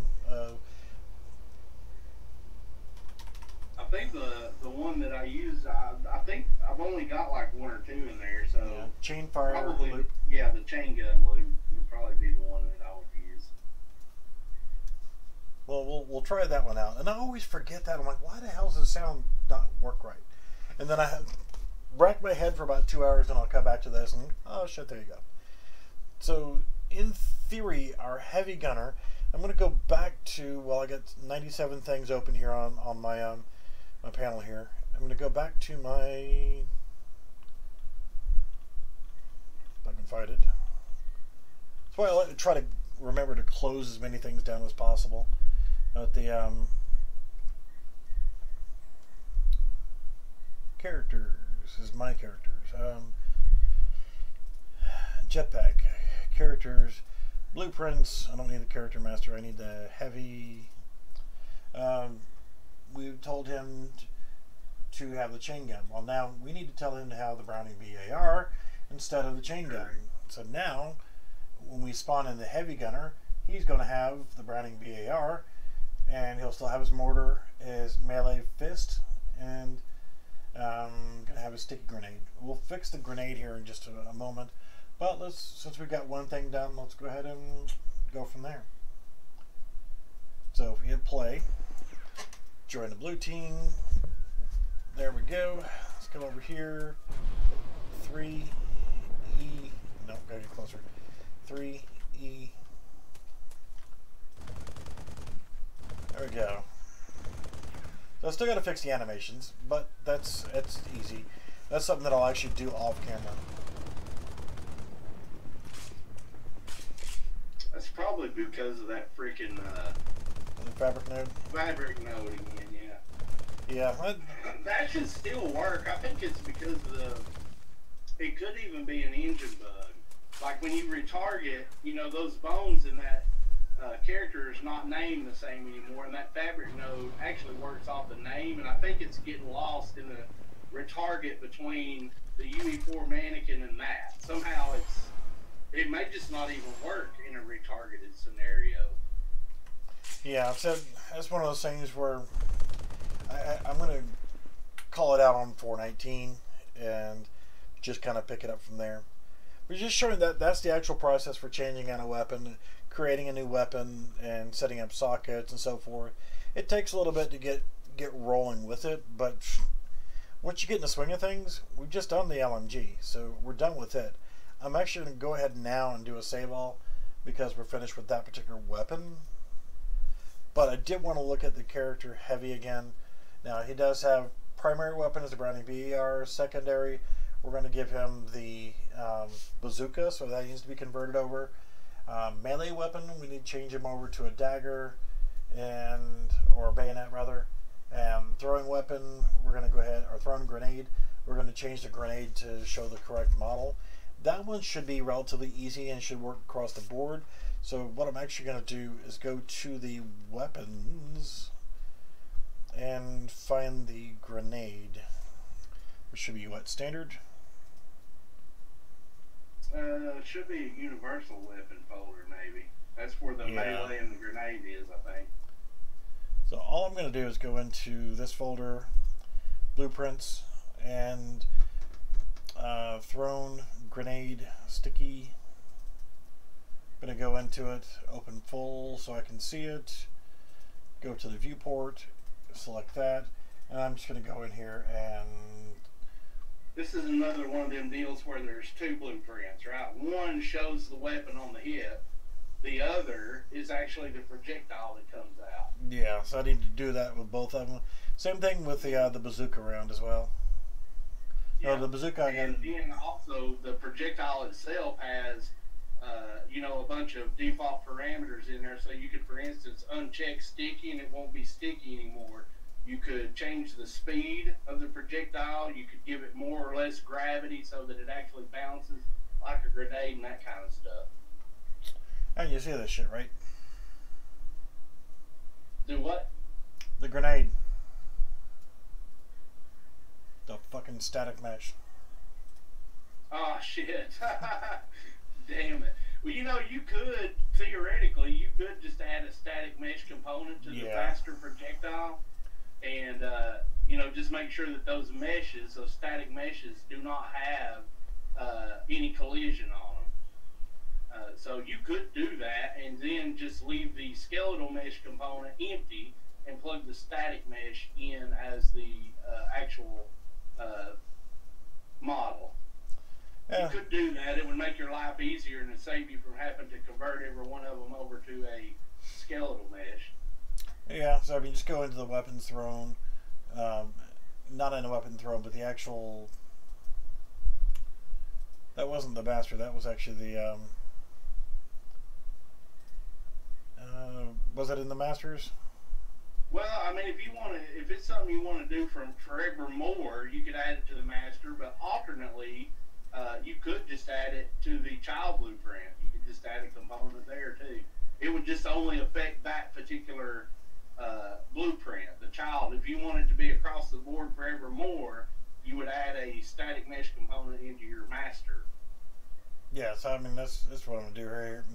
Actually, I can actually add that static mesh because that's the only well, no, because I'm going to want to use the German grenade later on too. So I'm just going to go to the master, and since I have the skeletal mesh, I'm just going to add in a component of a static mesh.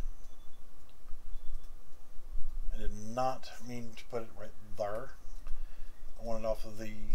Well, it's going to have to go there because it's attached, because the skeletal mesh is actually the root. So it shouldn't matter. Because you got your skeleton. No, I don't think it will. You could just leave the skeletal mesh blank and just plug it in the child blueprint in the static mesh. Yeah, so I'm going to go back to my weapon static, select my pineapple grenade, and for now all I'm going to do is just everybody's going to have the same damn grenade. And when I start doing more with the German team and setting them up correctly, then what I'll do is I will create a second grenade class, which will be for that particular one, which will be the stick grenade. So now I just want to go back over here to my weapon static, select my grenade, and then add just make sure that static mesh don't have any collision, otherwise it'll get derpy as shit. Nothing gets derpy in frickin' Unreal Engine 4.19. It should have no... See, block all, no collision. I mean, I don't know, you might have to actually open up the actual static mesh. You know how you can go in there and add collisions, go in there and just make sure it's removed there. See, that's why I use, if you're curious, that's why I use always skeletal meshes. It's because they don't have collision. They use physics assets instead. And the character easily ignores it. Like if you've ever tried to put a static mesh weapon in a character's hand and he takes off running, And it's like, what the fuck is he running into? He's running sideways and she's running into his own weapons mesh. Oh yeah, I had that issue with the 2D side scroller, where I gave him a weapon. As soon as I did, he's just like flying all over the fucking map and just being totally screwed. So let's make sure I just did that one correct. And so we've got our static mesh is our grenade. So that's fine. We need to do this one for right now. Goddamn, open a full blueprint editor, you jackass. Projectile movement.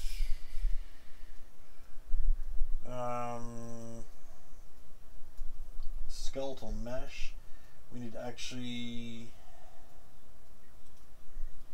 clear that one. Hey, look, yeah, that and I actually did make it where you could use a static mesh in the master projectile, oddly enough. Yeah. Oh, fuck YouTube. Refresh. It's not refreshing the damn page. Again, does that crap from time to time. So I need to go back to my weapon static, select my grenade, and there it is. So I'm going to compile and save. Now, technically speaking, we are done with the grenade, and it's still showing the other one.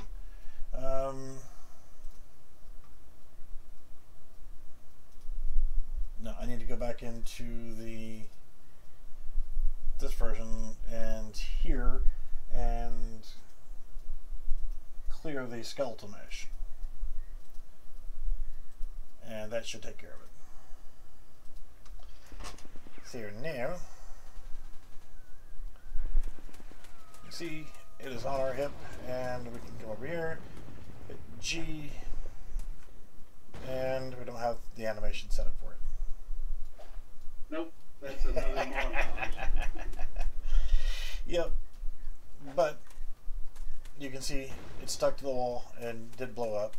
So at least it's there. Now, if you want it to actually not be sticky, if you just like with the weapon, right? So you go to the class defaults, you'll look over there on the right hand side. There'll be a metric shit ton of things.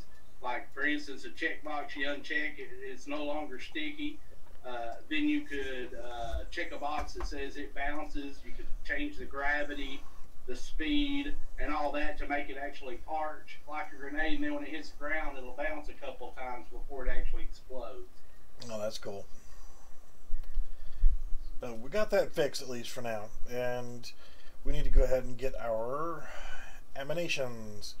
So I'm just going to do the animations for the grenade really quickly, and let's see if there's anything in here. So yeah, should be under universal. Just one, I think. Just one animation under universal for grenade throw.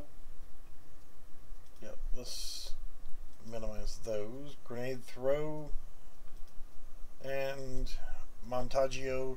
Let's go ahead and, just because I want to be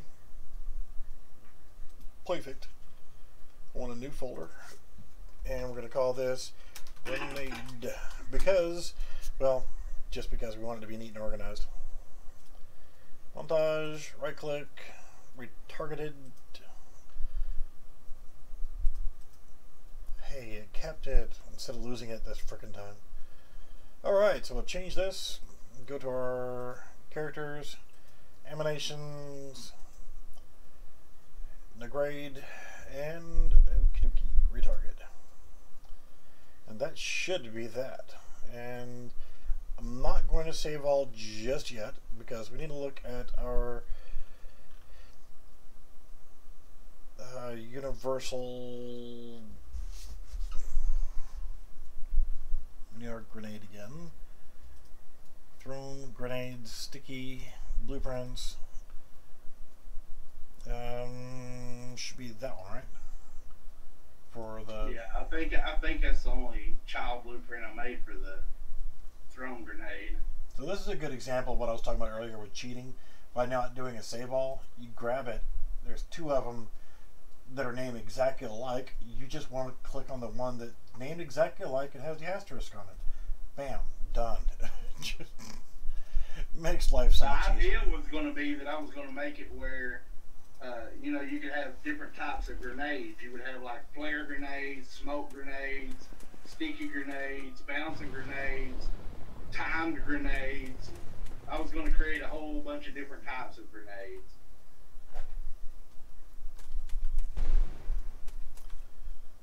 So it are working, but they don't appear to work all the time. They're bouncing off of shit. But that's probably the wonky model right there. See, it stuck that time. There's some weird terrain issues with like these things right here. The terrain have some really weird freaking what the hell you call it? Collisions. So we got our heavy, we got our Browning VAR, and we got that. And really quickly, I want to go ahead and we need to disable the jetpack. Character blueprint. Just unhook the input for start using jetpack. And you could probably go ahead and unhook the one for stop too. Ain't no sense in stopping it if you never started it. Yeah. Let's see. Select character at station. That's noted. I'm purposely scrolling out, so I'm not showing anything right now. If you could read these friggin' nodes, you got better eyes than my ass. And they're on a 32-inch monitor, 10 inches from my face, and I can't read them. So, let's see. Mouse input, jetpack system. Might actually be in the jetpack system, right? Oh yeah. So, pretty much just need to unhook after the server start jetpack. I would just unhook right there. See the one, the action input. Just unhook both of them, and that'd be a wrap. Yep. Sit in the center there. Well, the server start jetpack and server stop jetpack. I don't need to worry about undoing the multicast because I unhooked the server start jetpack and unhooked the server stop jetpack. Well, either way, it would work. You could have just unhooked the event there. Right there from the key press. See where it says right mouse button? Yeah. Either way, it doesn't matter. I should have killed it. Yeah. I mean, I can unhook both just to be on the safe side. Because it is 4 at 18. It's liable to say, well, we thought it might work this way. And, yeah. I don't understand some of the things that have screwed up in 4.19. Things that worked just fine prior, they broke things that were working and fixed things that weren't broken. So now 4.19's been a dud for me. I ain't even used it but about twice. I don't have a jetpack anymore, damn it. So what is our default? Our default class is medium. All you really did was change out the mesh, but yeah, it's based off the medium. What I was going to do, the original intent was, you know, when you first spawn in, you spawn in as a default character. So your first operation would be to let me go find a character station and pick the actual character I want to be. Then you go play as that character, and you can change any time in between. But if you get killed, you respawn back as that default character, which means after every death, more than likely you're going to be going to look to a station to get the actual character that you want to play, which would incentivize the rest of your team having people defend your generator and your character station so that it would make them more important into the gameplay. Meaning, if that shit gets blowed up and you die, your ass can't get the character that you actually want to be until your team repairs all the shit that got blown to hell. Right, so you need to have the repair tool as a default asset. Correct. So leave the... Now, with the melee weapon, what would happen if I actually said the melee weapon is actually the repair tool? You can't do that. terrible. So it's just because of the way the classes are made. So each one of those master classes, the master weapon can be plugged into the primary or secondary slot. The master melee, it's only for the creation of melee weapons, and that repair tool actually works off of the master weapon blueprint. okay. It could be reconfigured and changed, but I mean, I was gonna. The original idea was it wasn't just going to be a light, medium, and a heavy. It was going to be a light class that had derivatives, meaning you had sniper classes, engineer classes, healer classes, medics. Then the mediums would be like assault types, on and on. So you were going to have, like 4 different lights, 4 different mediums, and 4 different heavies. Some of them would be geared more towards defensive type roles and offensive type roles, and then a mixture of the two. So it was going to be, if you wanted to play strictly defense, you would pick a particular class, and all of its loadout would be geared more towards only defensive. Yeah. So I think what I'll do is for the World War II version is actually, instead of the standard, I'll actually, since the German standard weapon is going to be the K98 Mauser, and the American weapon would normally be the M1 Garand. So if I come over here and select 1 and go to my light, which is my, to me, seems like a light, fast, the weapon hold is wrong. Then you can change it out. But when you first spawn into the map, you pick your team, you come in, you'll actually start with, instead of the M1 Garand, you'll actually start off with the British Enfield rifle, which is a bolt action, which will be similar to the German Mauser, which is a bolt action. So if you come over here, the idea would be the class you first spawn in as would be kind of a crappy class, which would mean, yeah, okay, it's a crappy class. You can still kill people and repair shit, but the idea is to let me get out of this crap. It's a punishment, right? So when you die, now you're the crappy class again, and if your team didn't keep your shit repaired, you're going to be at a disadvantage versus the other team that played defense and kept their stuff operational. Right. So it's to incentivize people not just abandoning the generators and saying, fuck it, we're just going to capture the flag and kill the shit out of people. Because sure, you can do that, but if you do that, you're going to be playing as that crappy character for the whole duration of the match. Yep. So you start off everybody with a bolt action weapon. So now the Germans, say if I'm on the German side, I came over here, hit 1, changed out to my light class. Instead of it actually being the bolt action rifle, it would then give me a submachine gun. Right. So now if I come over here and hit 2E, then now I'm going to have the M1, either have the M1 Garand, or here's where I'm going to have to sit there and think about the weapons balance. Because on the German side versus the American side, the Americans have the Browning BAR, 20-round magazine. It's a good weapon, it's accurate, but the Germans don't have an equivalent. Their only light machine gun they're going to have is the frickin' MG42, and that's not close. I mean, okay, the Browning BAR shoots a more powerful round, but the rate of fire is nowhere even close to the rate of fire of a damn MG42, which is somewhere around 1,000 rounds a minute, or 1,100 to 1,200. It's fast. It's a burp gun, essentially. It just pukes bullets. And it would have a 50-round drum strapped to the side of it, where the 20-round mag.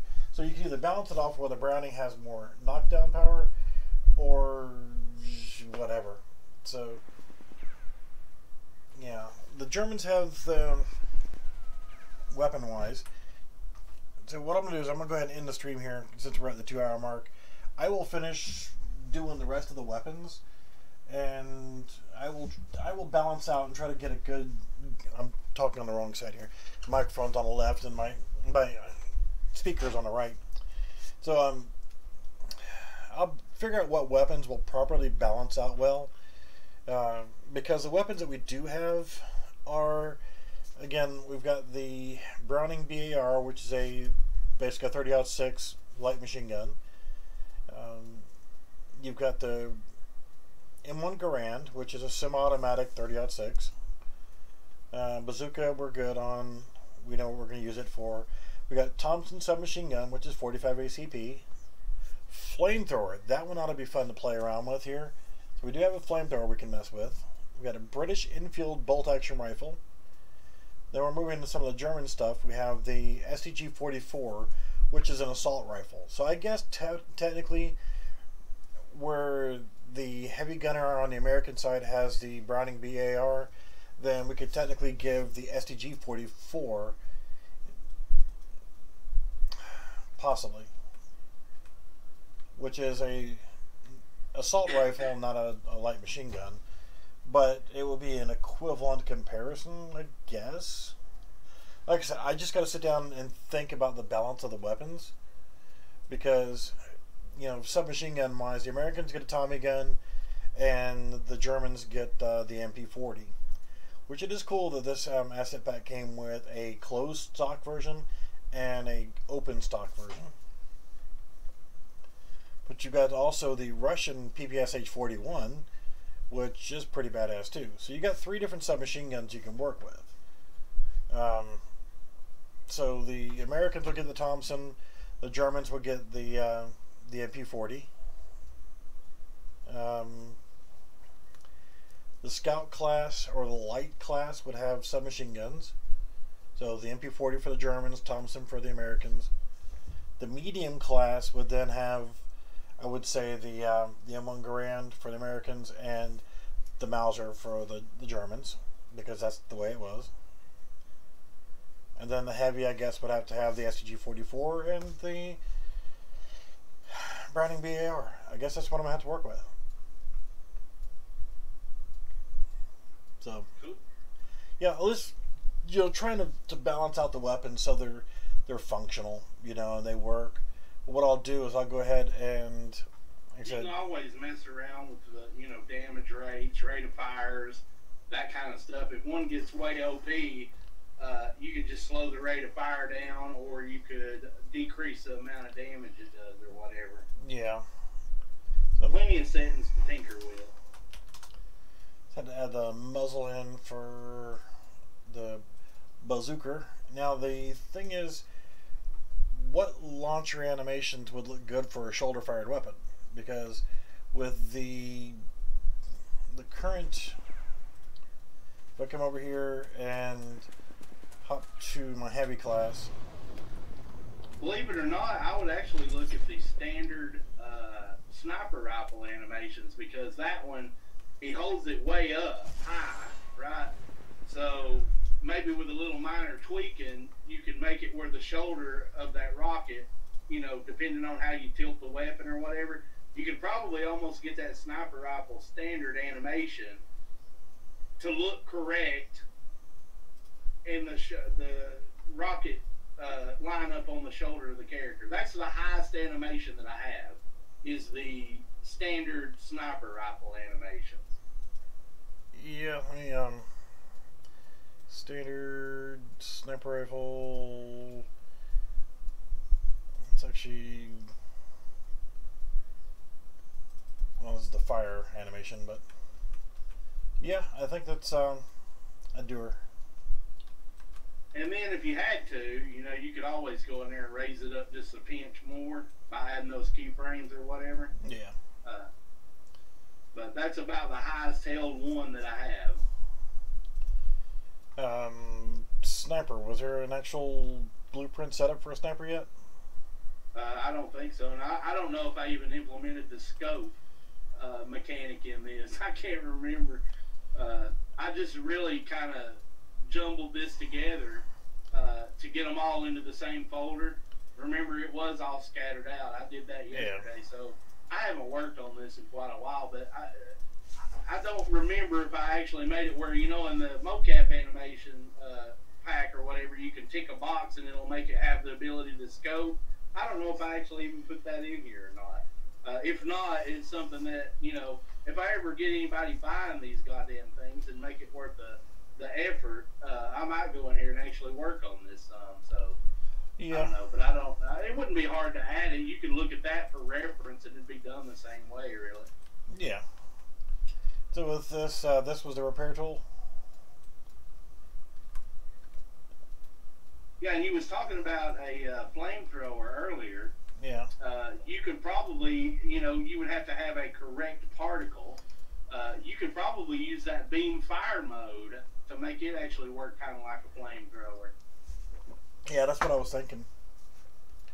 So is this your one handhold thing? That's your repair tool? No, there's actually a there should be a mesh for the repair tool. Oh, okay, yeah. It uses, it uses the one handhold animation set, but it should have a unique model. I have one model for every standard animation set and every heavy animation set. So that's what they kind of look like. That's the repair tool. So it's held one hand hold, but that's what it looks like. There's also a pistol animation set in it too.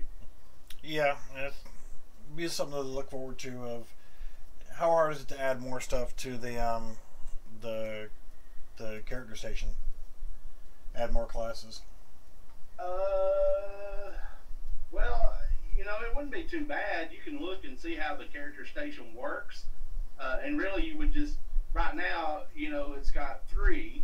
Well, if you wanted to do 6, it would be 1E, 2E, 3E, 4E, 5E. You would just have to duplicate what I did in the character blueprint. If you look at the select character, between the station itself and that in the character blueprint, that's what allows you the ability to pick characters. So you would have to duplicate the logic that's already in the character station for however many more you want to add. Then you would also have to recreate the same thing that's in the character blueprint. You would duplicate that out however many more times that you wanted to do it. You would just change the class that spawns and the button that you press. I got you. So, launcher, heavy, blueprint. That's the mortar. That's the actual launcher that our character is using. So what I'll do is I'll retarget the animations for the sniper rifle, and then I will actually assign them to this. I'm just going to change this weapon launcher for the projectile, and for the first off, is it? Yes, I can do static mesh for this.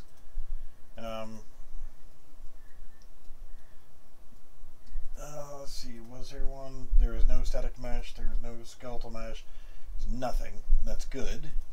So that I can actually come in here, because the weapons rigged, I think there was no rocket projectile. Yeah, I've seen a rocket projectile actually a minute ago. Yeah, it's in static though. Nope, actually there is a skeletal mesh for it. How about that? So I can actually use the skeletal mesh for this, or the static mesh. So since there is no skeletal mesh assigned or static mesh, that won't be a problem. So I can actually go in here, do that, and actually assign the rocket to it. So now there will actually be a projectile, and you could clear out that sci-fi looking crap and just make it fire the projectile. Of course, you're going to have to rotate it so it's facing down X, otherwise it'll be flying sideways. Oh, the mortar itself, the round itself. Clear out that particle effect so that you can see. You'll see it when you see it. It needs to be facing down the X, and then you can readjust the collision size and put the tip of the rocket right inside the collision. Yeah, I was actually going to change the particle effect. Yeah, you might have a smoke trail or something you could stick on the end. Mm-hmm. So that's turned correctly. Now I can take this particle and actually move it to the end of the rocket. Let's actually make sure it's actually yeah, I'm actually gonna clear it for now, just so I can It's hard see. to see any goddamn thing with that thing going. And why the hell did my skeletal mesh not? I told fucking turn 90 degrees. So negative 90 should have it facing down the X going negative 90 or 90. Just look in the lower left-hand corner. Rotate your viewport around so that the X is that way, and that's the way it needs to go. Yeah, the X is to the right, so the tip should be to the right. Yeah. Yeah. So my particle that I wanted to use was God,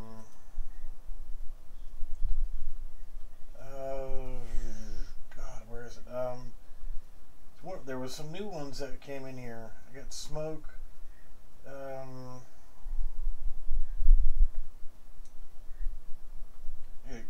Water explosions. I got FX explosion, blood, fire, gunshot, smoke, sparks. Shit, I think there was one that was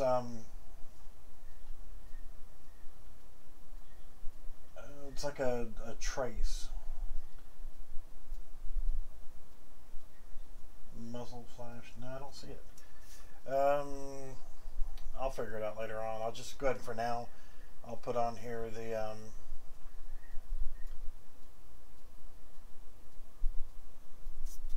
want to do good. I guess I can just use smoke.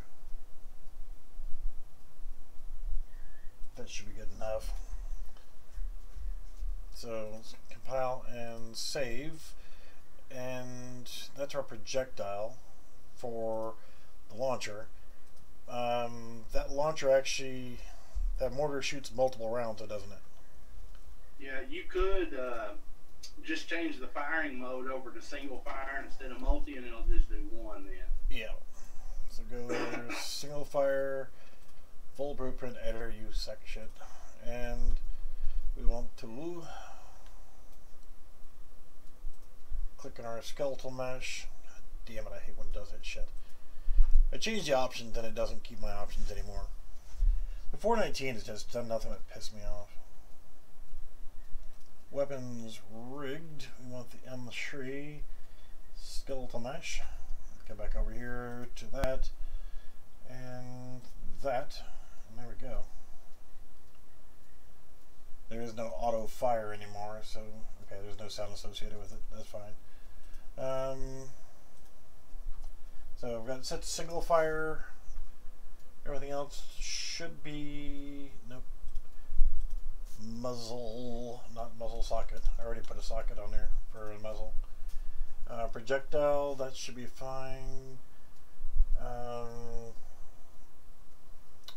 What I like to do, and what I did with the World War II demo, was actually put the mag size to 1. Make them reload after every shot. That makes sense. And 10 rounds, so you have minimal ammo. So if you want more ammo, bring your ass back there. Make sure you keep your damn your weapon station up, your character station up. That's the idea. You'll notice there's no pickups in this one. The only way you can get more ammo is to go to the character station.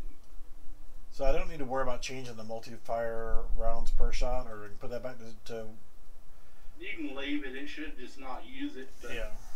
It'd be a good habit to get into zeroing out what you don't use. I'm going to leave these animations in here for now. Just because.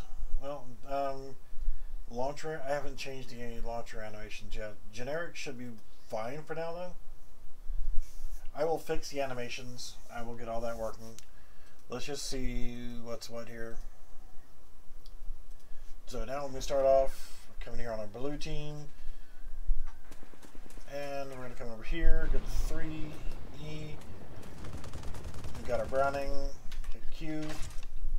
Oh, that looks good. It's upside down, bigger than shit. Socket will have to be big. Yeah. And need to fix the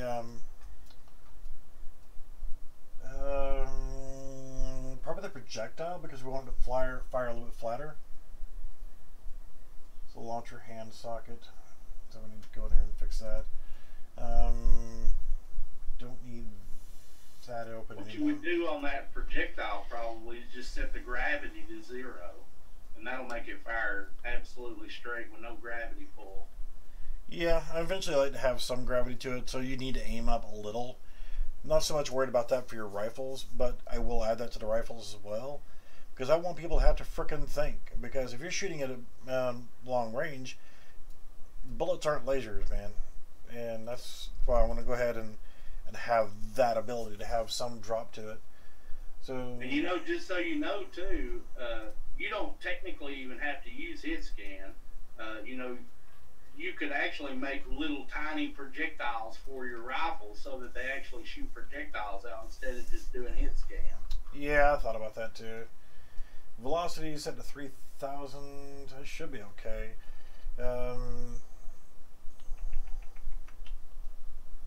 Gravity scale.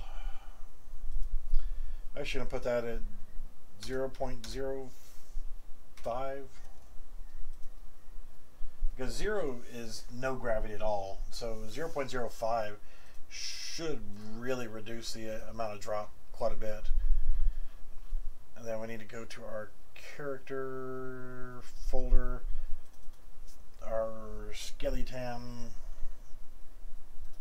and let's get rid of the preview asset for the machine gun. And we needed the, let's close that, launcher hand socket. Rocket launcher? No, it was just launcher hand socket, wasn't it? Yeah, just launcher hand socket. Launcher hand socket. And I want to add a preview asset.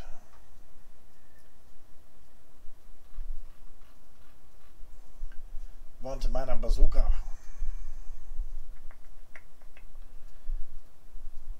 Yes, he got Panzerschreck for the German side, so they get one as well. There we go, and we want to use specific emanation, even though we're going to change that because the launcher isn't there, I don't think. Aim offset.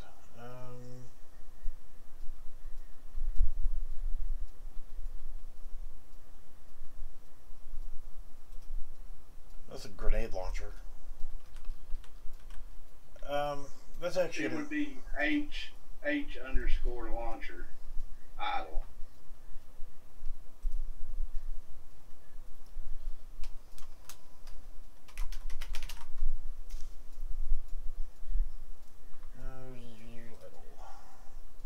That's the same one, pretty much. Just wanted to get it close enough. Like I said, I'm going to end up having to retarget the animations in a little bit anyway.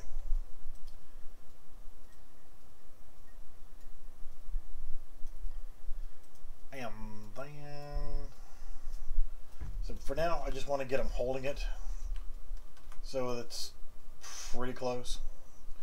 I will change the animation to where it's actually the sniper rifle one.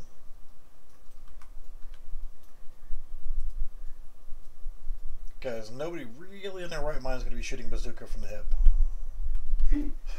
You'll have to try that vehicle out too, dragging its station out and see how that little grav cycle rides on that terrain in there. Oh God, it's got. You didn't see the Jeep test, did you?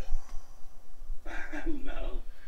I actually did the UE4 vehicle stuff for it with the advanced vehicle engine sound is what I've been using because it actually seems to work pretty good. Go to save all and play blue team. You notice that yeah, so I gotta fix the animation, but like I said, I'll worry about all that later. Hey, you motherfucker. It's still upside down beggar in hell.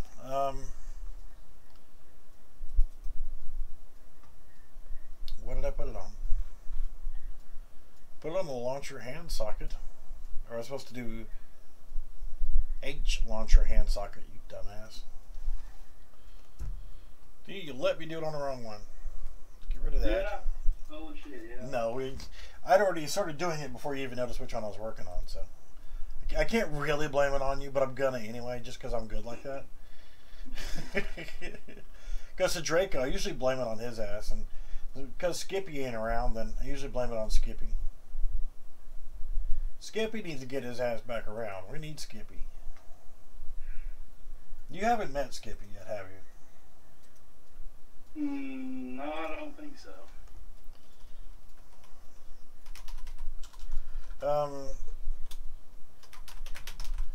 Love him to death. He's a great guy. He's an oddball, which is part of why I love him so much. He's like a brother, you know, and do anything in the world for him because he's a great guy. And I pick on him all the friggin' time, but I only pick on people I actually like. So, I have to remind him that I'm only picking on him because I like him. But if you look at his picture, I shit you not, looks just like Scooby-Doo. Shaggy from Scooby-Doo. I mean, I shit you not, if I showed you a picture of this guy, you would no shit say, God damn, he does look like Shaggy. So again, we're just going to put him to where he's still fired from the hip until I actually get a chance to actually retarget the correct animation. So he'll just be a hip firing, bazooka shooting bitch. And then we'll try the vehicle. So let's come over here and 3E, Q. Alright. I will definitely fix all these animations. Oh, shit. You see that?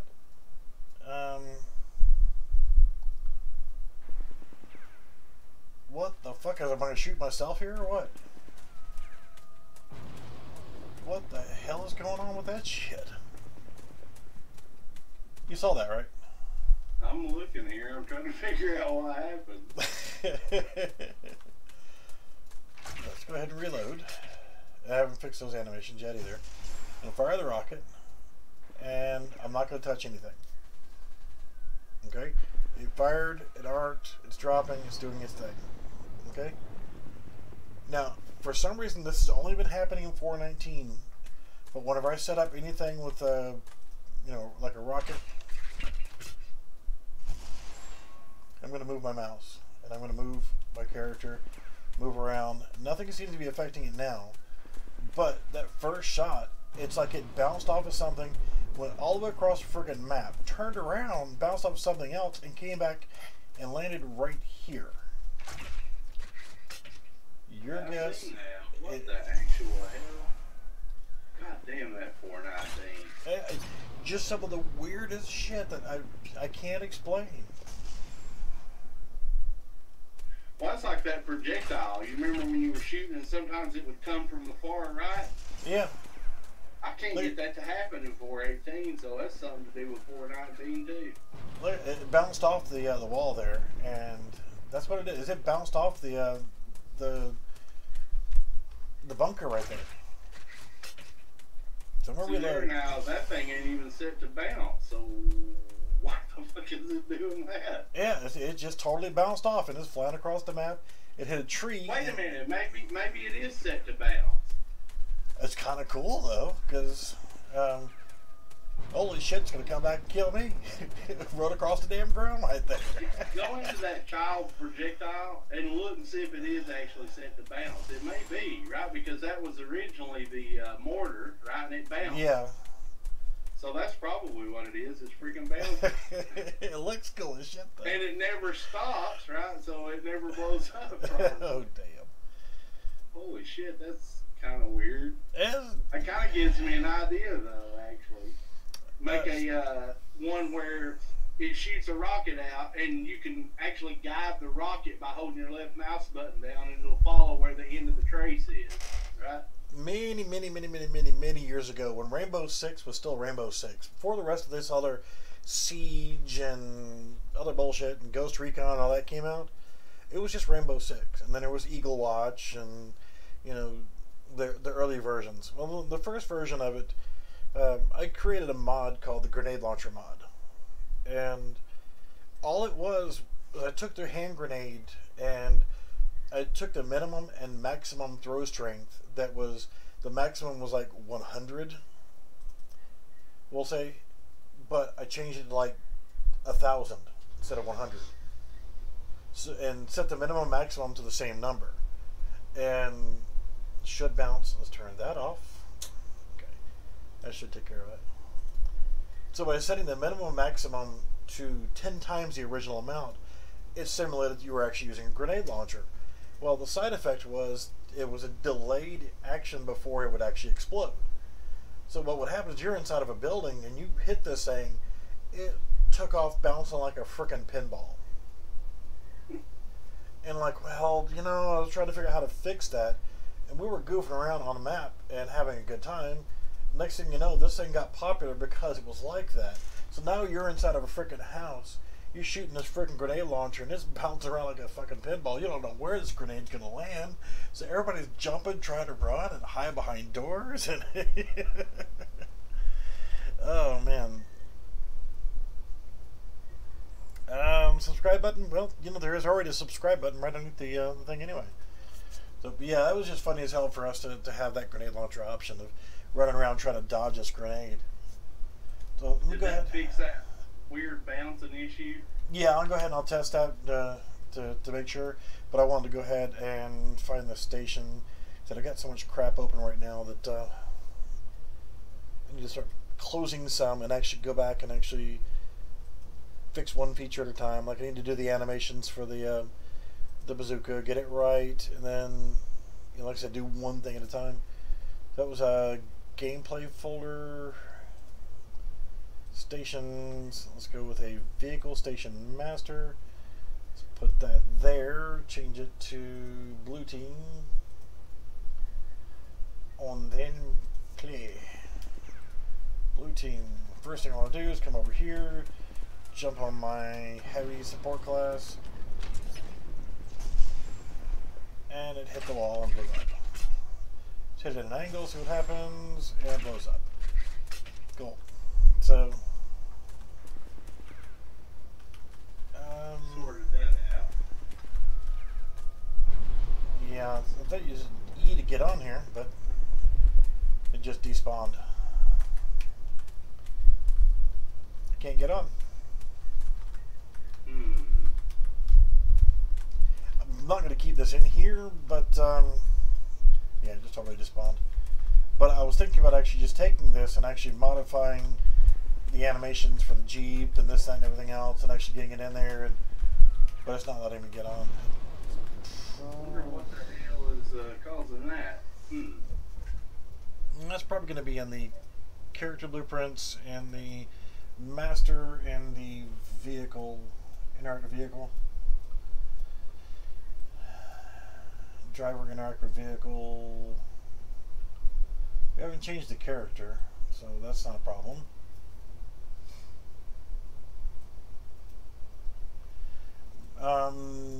Servo Might stop be a print jetpack. string time. Just put a random print string throughout that logic somewhere and see if you can find where it's not getting to. Something is causing it not to. Yeah, because you've got servo stop jetpack, servo stop weapon fire. I think it's probably because we have disconnected the. It could be because we disconnected the jetpack. Shits and grins. I'm just going to reconnect the servo start and stop jetpack. Well, I need is the stop jetpack, but I'm just going to leave the right mouse button portion of the jetpack off. But reconnect the actual servo stop jetpack just to make sure. So what we can do now is go back to blue team, run over here, spawn one in. Nope, still not letting me get on. That's the E key to get on, right? Yeah, I think it is. Yeah, I believe it was because you hit E to spawn it, and then you come over and hit E to get on it, and it's not working. It worked before, so there's something that we've done to change, and the infinite wisdom See if, of put a print string and see if the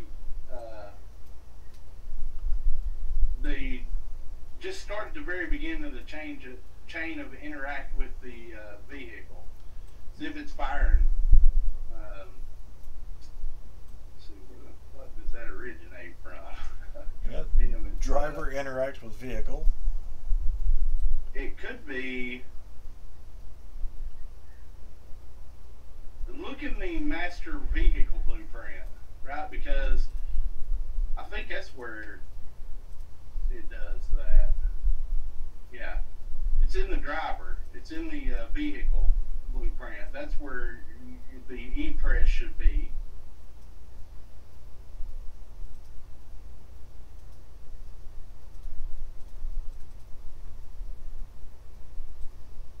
Alright, input access, move forward. Detach, begin play. No, we had it right. It was in the character, right? Yeah. Event tick. No. E. It's in the character. Detach is E. Well, if we can't attach, we don't have to worry about detaching. Yeah, that's for when you're on the vehicle. So it originates in the character blueprint. Interact with vehicle, press E, your branch goes for the sphere trace. Okay, I bet I know what it is. I bet that the where does that sphere trace originating from? The mesh. It's using a socket on the mesh. So more than likely what's going on here is that socket on the mesh. Turn the debugger on so that you can see it. It's probably firing that trace out incorrectly, right? Remember how it did with the melee? Yeah. You had to rotate the socket and whatnot. That's probably what it is. The spear trace for interact is not actually even hitting the vehicle.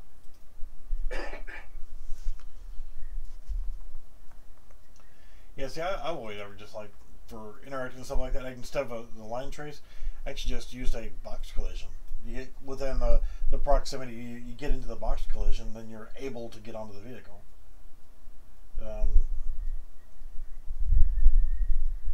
Sphere trace, we're looking for generic sphere trace. Yeah, that's it right there. That one that you just passed. Just turn that draw debug to for duration. Yeah, see, it's the generic sphere trace socket location is on the ground a couple feet in front of them. Yeah, that needs to be rotated up to about its crotch area, probably. Yeah, see, that's the problem we had before when just doing the copy and paste. But it still needs to be in front of by a couple feet, though, doesn't it? No, I think it just like right out of his crotch area should do it. He's happy to see it.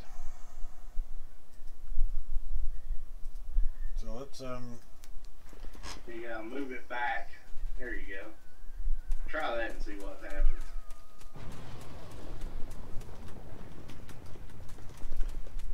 Yep. Turn the debugger on and see if it's shooting straight out in front of it.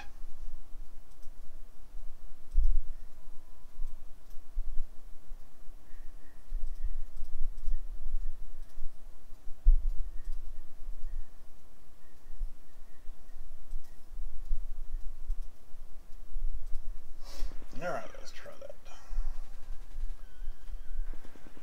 Alright, so I just fired one, and you can see where it's dropping right there. I'm pressing E now, and it's dropping them out right there at his feet.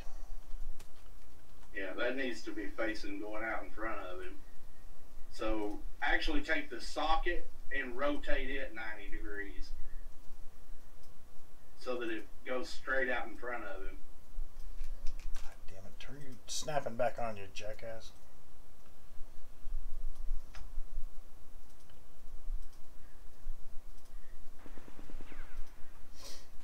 Alright, just slightly in front of him now. Probably should be a little bit farther forward. Yeah, that's all it was. Dude, this is where it'd be cool as shit to actually have a freaking motorcycle. You know, old school, like, shovel head, you know? Now, another thing, too, I wanted to tell you is you notice how this one handles worse than the other one. Yeah. You might want to, in one of your board days, go through all those settings in the other one that you have and make sure that the ones in this one match, because there was a lot of tinkering and shit I did in that one that you had first, opposed to this one. I didn't tinker with this one near as much. So more than likely, some of those numbers are skewed. I don't know, the shittier it feels, sometimes it works fun. Alright, I'm stuck in a friggin' thing here. Well, he just drove right underneath the damn thing. He would have cut his fucking head off. And now he's stuck in that. Alright. Decapitated. Yeah. So one of the things I'll have to do also for this asset pack is for the war pack is actually make a collision for the blueprint for the barbed wire, the concertina wire. So if you run over here and get in that shit, it's gonna have to do damage to you. But I actually had the Jeep operational in the war demo. If you download it and just screw around with it, I didn't activate it in that one, but I was actually on that project and was riding around and was driving the Jeep. Now, also, when you go to changing out the meshes for like the generator and the stations and all that, just remember that there's shit in that construction script that changes the color and shit. So if you have any weird, how come this damn texture won't show up correctly? Just make sure you go in there and unhook that create dynamic material instance bullshit. I only put that in there just you know, for debugging purposes. Oh, yeah. So, but where I'm gonna start having some things that I want to make sure that I'm getting correctly is actually change. So I want to be able to what I'll probably end up doing is, well, no, I'll change the generator and I'll change the character station out and I'll change the basics of it. But what I may do is actually look into changing where you can actually spawn instead of the bike. For now, I'm going to play around with it and see if I can get it working correctly. I haven't played with it yet, but I've got horses. So throw some war horses in and you can actually ride around the battlefield on a horse. Some Battlefield 1 kind of shit going on there. The other thing is, whenever I choose my spawn system, I want to ask you about really quickly before I shut down the stream, and then I'll get back to work on fixing the weapons and stuff like that and making sure that this is done correctly. But what I want to look at really quickly is, since I have separate characters for I don't need meshes, I need characters. I have Germans and I have Americans. So got even got a little Hitler thing going on here. But I've got my German soldiers and I got my American soldiers. So I need to be able to, whenever I'm spawning in. So if I set blue team to be the Americans and red team to be the Germans, then I need to make sure that red team is actually spawning German soldiers instead of American soldiers. The team part should be okay because of, you know, when you choose your team, but what I need to be able to do is be able to what you would do is, I think I know what you're asking here. Let me see if I can give you a TLDR of how this might work with this system set up the way that it is. So, when you first spawn in, you spawn in as that spectator pawn, which is nothing really. It's just a blank blueprint. yeah. Then when you pick your team, it spawns that default class. So what you're likely going to have to do is, let me think here. You should be able to do it with team, right? So you'll have it check a team variable, and where the character is spawning in the logic, if the team is red, you would spawn a child blueprint of a German character, and if it's a blue, you would spawn a child blueprint of a American character. See, because the thing of it is that it's not going to be as simple as a mesh change, right? Because your German characters are actually going to have completely different loadouts than your American characters. So you're literally going to have to spawn the character that comes with the correct loadout depending on which team it is. And the easiest way to do that would be like in the game mode. I think it's in the game mode. There is a override in there where you can tell it to override the default spawn character. Yeah. And that would be where you would have to catch a team. You would get the owning player, you would cast its blueprint, player controller, check the team on the player controller. If the team is one team, you spawn a German character, and if it's the other team, then you would spawn an American character. So there should be a way to do that. It might take me, either you can figure it out, or it might take me about an hour, and I could probably figure it out. But there's a lot of overrides in the game mode. Like if you go over there where the functions button is, like you're going to create a new function, there's one right beside it that says overrides. And in there should be one called something to the effect of default pawn to spawn or some shit like that. Just hit the button there. Like, see right by the functions where it says like 38 overrides? If you hit that, it'll bring up a list of all the things that you can override. No, damn. Right. Up. Alright, go to your left. Left. No, not a new function. There's a button right beside the functions drop down there that says overrides. Yeah. Hit that, and it'll bring up a list and look through them, and there should be one in there called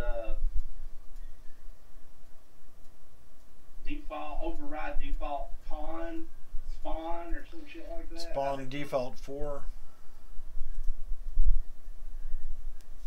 Yeah, so spawn default pawn 4, new player and start spot. I have to look and see which one it is, but yeah, inside that you would put logic in there to say, get the player's controller. On the player controller, there's a variable called team. Then you could get that variable, and if it's a red team, you can make it pick, a child blueprint. And if it's a red team, you can pick a completely different child blueprint. So I'd have to look at it, but that's what I used in this template. I used a lot of those overrides over there. So yeah, but there should be a way to override which pawn spawns based on the team. Yeah, that'll probably be the way to do it. Yeah, that's something to look into, because that's. I mean, it's easy to change the mesh out, right? You can change the mesh out easily based on the team, but that's not the problem. These are going to actually have completely different weapons. So, I mean, you could even go as well. No, it would be easier just to override the pawn. I'm sitting there thinking, well, shit, you could, set up a way to, if it's a German character, make it display this weapon mesh instead of that one, but then that wouldn't change the logic of the weapon, right? It wouldn't change the way it fired or anything. I don't think that really matters so much. I don't think anybody would really notice. The only time that would be a problem is the standard infantry weapon between the U.S. and the German. The Americans use a semi-automatic rifle, where the Germans use a bolt action. So that's where it would be problematic, is you could shoot the M1 Garand a hell of a lot faster than you could shoot a Mauser. Yeah. So that's something to look into. This would have been a hell of a lot easier if I had just stuck with the damn sci-fi template, with a jetpack and you know, sci-fi weapons and a well, I don't know, a hover bike and shit like that. So what I'll actually do is I'm gonna park this project, and we know we can get. Actually, you know what? You might not even have to use the override. If you go into the, well, no, I guess it would too. I mean, because if you look in the team select widget, that is where, you know, when you click the button to pick the team, in the graph of that widget, there should be a trail of logic where it sets a variable on the player controller called team, and then from the player controller it should go into the game mode. But yeah, I don't think, I don't know. It'd be complicated to do it. You could modify it to do it, but I don't know. That'll be something that'll have to be looked at. Yeah, see, I'm looking at that team variable right now, and that right there has a default value, but it shows, you know, the correct red and blue. That's fine, but then that's for the start. Yeah, I'll have to look at that one. Using this system right now, as I'm just complicating shit. So what I'll do is I'm going to go ahead and park this project. I'm going to knock out this this actual stream, and I will get everything staged up and start setting up a this actual template. Since it is the jetpack and that kind of stuff, I'm going to go ahead and put this in with the sci-fi stuff that I've got going. That would make it a hell of a lot better project to work with, especially if somebody would hurry up and finish converting the rest of the shit from the sci-fi asset pack. And I'm not going to mention your names because since you see, if you do it in the sci-fi project, everything's going to be peachy keen. Like I said, it's easy to change the different meshes. So you could have, you know, one side be a particular set of meshes, and the other side be different meshes based on the team, but the weapons could be similar enough that it wouldn't matter. Right. So at that point, all you would be doing literally is changing out the characters' mesh so that they look different. Of course, they would have different weapons depending on if they were light, medium, or heavy. It's right. Just that it would use the same firing logic, it would just look different. Yeah. So whereas I shut down everything because it sometimes doesn't want to find the project. Now I did, that particular one was in there right there, so that's fine. So what I need to do is, that's actually going to be a problematic one to work with. So what I'm going to go ahead and do is, I know this is going to seem like a dumb thing to do, but I'm going to delete that project we just worked on. No, that's not dumb. I mean, you got to experiment, right? Yes, and I would rather, you know, do it like that. And I'm going to go ahead and delete it. And what I'll do is I'm going to open up, you know, I'm going to go back to the folder where I've got everything, where I decompressed everything, and I'm going to delete that folder again of the one that I uncompressed. So I can start from scratch again. This was just a first look to get my feet wet with it, but I'm actually going to go ahead and build a full-on sci-fi demo with it, and I'm going to use as much of the sci-fi stuff from Cindy Studios. So the jetpack will fit in perfectly. I don't have to worry about disabling that. The fact that all the weapons are pretty much generic across the board, so it doesn't matter. You just pick a class and you get a weapon, and then can work on changing character meshes if we need to, just to kind of change things, because we need to be able to change some way. If you see another player out there on the map, you know they're red team or blue team or whatever. So we're gonna have to. I don't know how the materials are set up. Technically, you wouldn't have to use meshes. So No, if there is for instance, a lot of games, what they do is they create their materials in such a way that they can change the color of the shirt and pants, right? So the red team's got red shirts and red pants, and the blue team's got blue shirts and blue pants. So I don't know how the material's set up, but that's generally how they do it. It's the exact same characters. They look identical. The only difference is one of them's got red trim on his shirt, and the other one's got blue trim. With the City Studios asset packs, there's between 4 and 12 different character changes just by changing the material.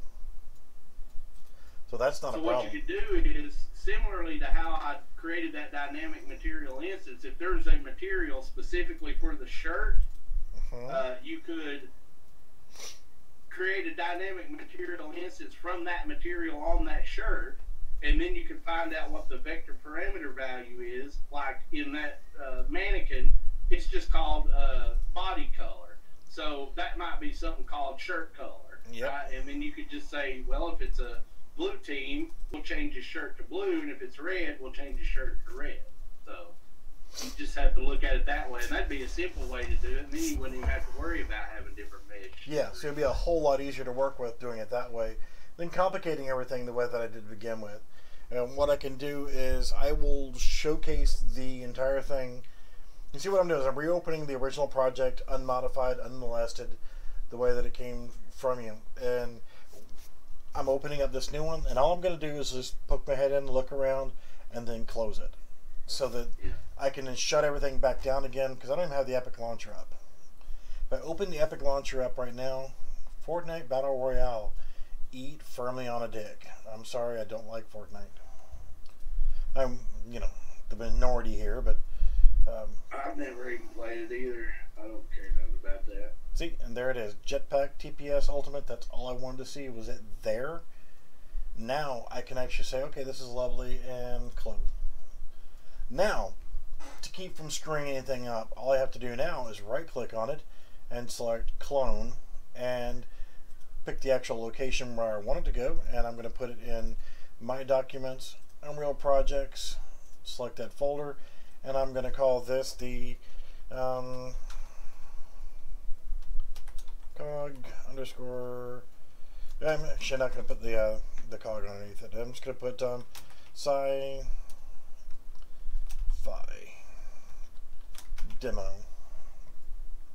2. I don't care. I'll just call it that for now, and I will use that clone version of it. That's going to go ahead and copy everything. It's going to give me a fresh version to work with. Now I can double click, open that one up, and go ahead and start copying in all of my sci-fi stuff and go from there. And instead of... Sounds like you got a lot of work to do. Yeah, pretty much all the work that I just did over the last hour and a half, pretty much just deleted everything, and I'll start from scratch all over again. But what I'll do is it'll give me something to work on. I can go ahead and do the same basic process, but without having to worry about chit-chatting the whole time, because I'm jonesing for a smoke and I need to go have one. Yep. So, alright, dude. Well, have fun. Yep. So I'll go ahead and I'll get everything retargeted as we did earlier in the other project. I will go ahead and get that up. I will get that published onto my Discord channel. So for anybody that does make it through this far into the video, God bless you. You need a life. I mean, thank you for watching. I will actually do a much shorter video that will actually be directly based on this as a full-on review showing the ins and outs of what's here. I'll do another video of my sci-fi version with my characters that I put in from City Studios. And I'll probably do some of the, because I don't want to mention any names, Draco. Mention the names of somebody that's supposed to be helping me to convert everything so that I have the characters for this. But push comes to shove, I can just use the characters from the city pack, because I like that heist map, the city map, and I can just start, messing around with that one. Like I was doing before, I'll work on that map, I'll rip out part of the city and start putting some sci-fi shit in there. But I'll have the hover bike activated and working, and I will have all the weapons converted over and replace all the ones in this asset pack with the ones from the sci-fi pack to showcase what it looks like when you actually take this same asset pack and swap in new characters, new weapons, and do a full-on quote-unquote game based off of this asset pack. And that'll give people an idea of what it can do for them once they've actually purchased it and got it home. I need to sell the shit out of these things, man. That's 2 years' work. Well, I figure once I actually do, instead of the kick the tires video, and actually do like I've been doing for Sunday Studio stuff, is the try before you buy video, whereas can actually just go ahead and take this right here and just package it the way it is, and put a demo up as a link in the COG demo page or product demo page, and that way people can actually go right in there and download a play version, so they can actually get in there and have some fun with it, shoot each other, do capture the flag, and do an actual game map. And that's what I can actually do, is actually do a try before you buy. Not saying that your map sucks or anything, but actually make an actual... Well, it's supposed to suck. Well, yeah, it's supposed to not suck, but inspire you to create more. The end user is supposed to be inspired on doing this. So what I'll do... I'm not the artsy fartsy dude. I just do the mechanics, right? That's why everything looks like ass that I build all this stuff in. So I will create a try before you buy demo that does not use any other assets whatsoever, just uses currently what's available in here, and just use BSP geometries and the existing materials and not use anything else. And we'll create a basic map that people can run around and do a capture the flag and try to defend their generators and that kind of stuff. And then I'll do the full sci-fi, City Studio sci-fi / this hybrid together. Combine the two together and actually make an actual playable game out of this. Alright, man, I'm going to get out of here. Yep, I know it's past your bedtime. It's 1 o'clock. Oh, yeah. Have fun, dude. Alright, man. We'll see you guys. Later.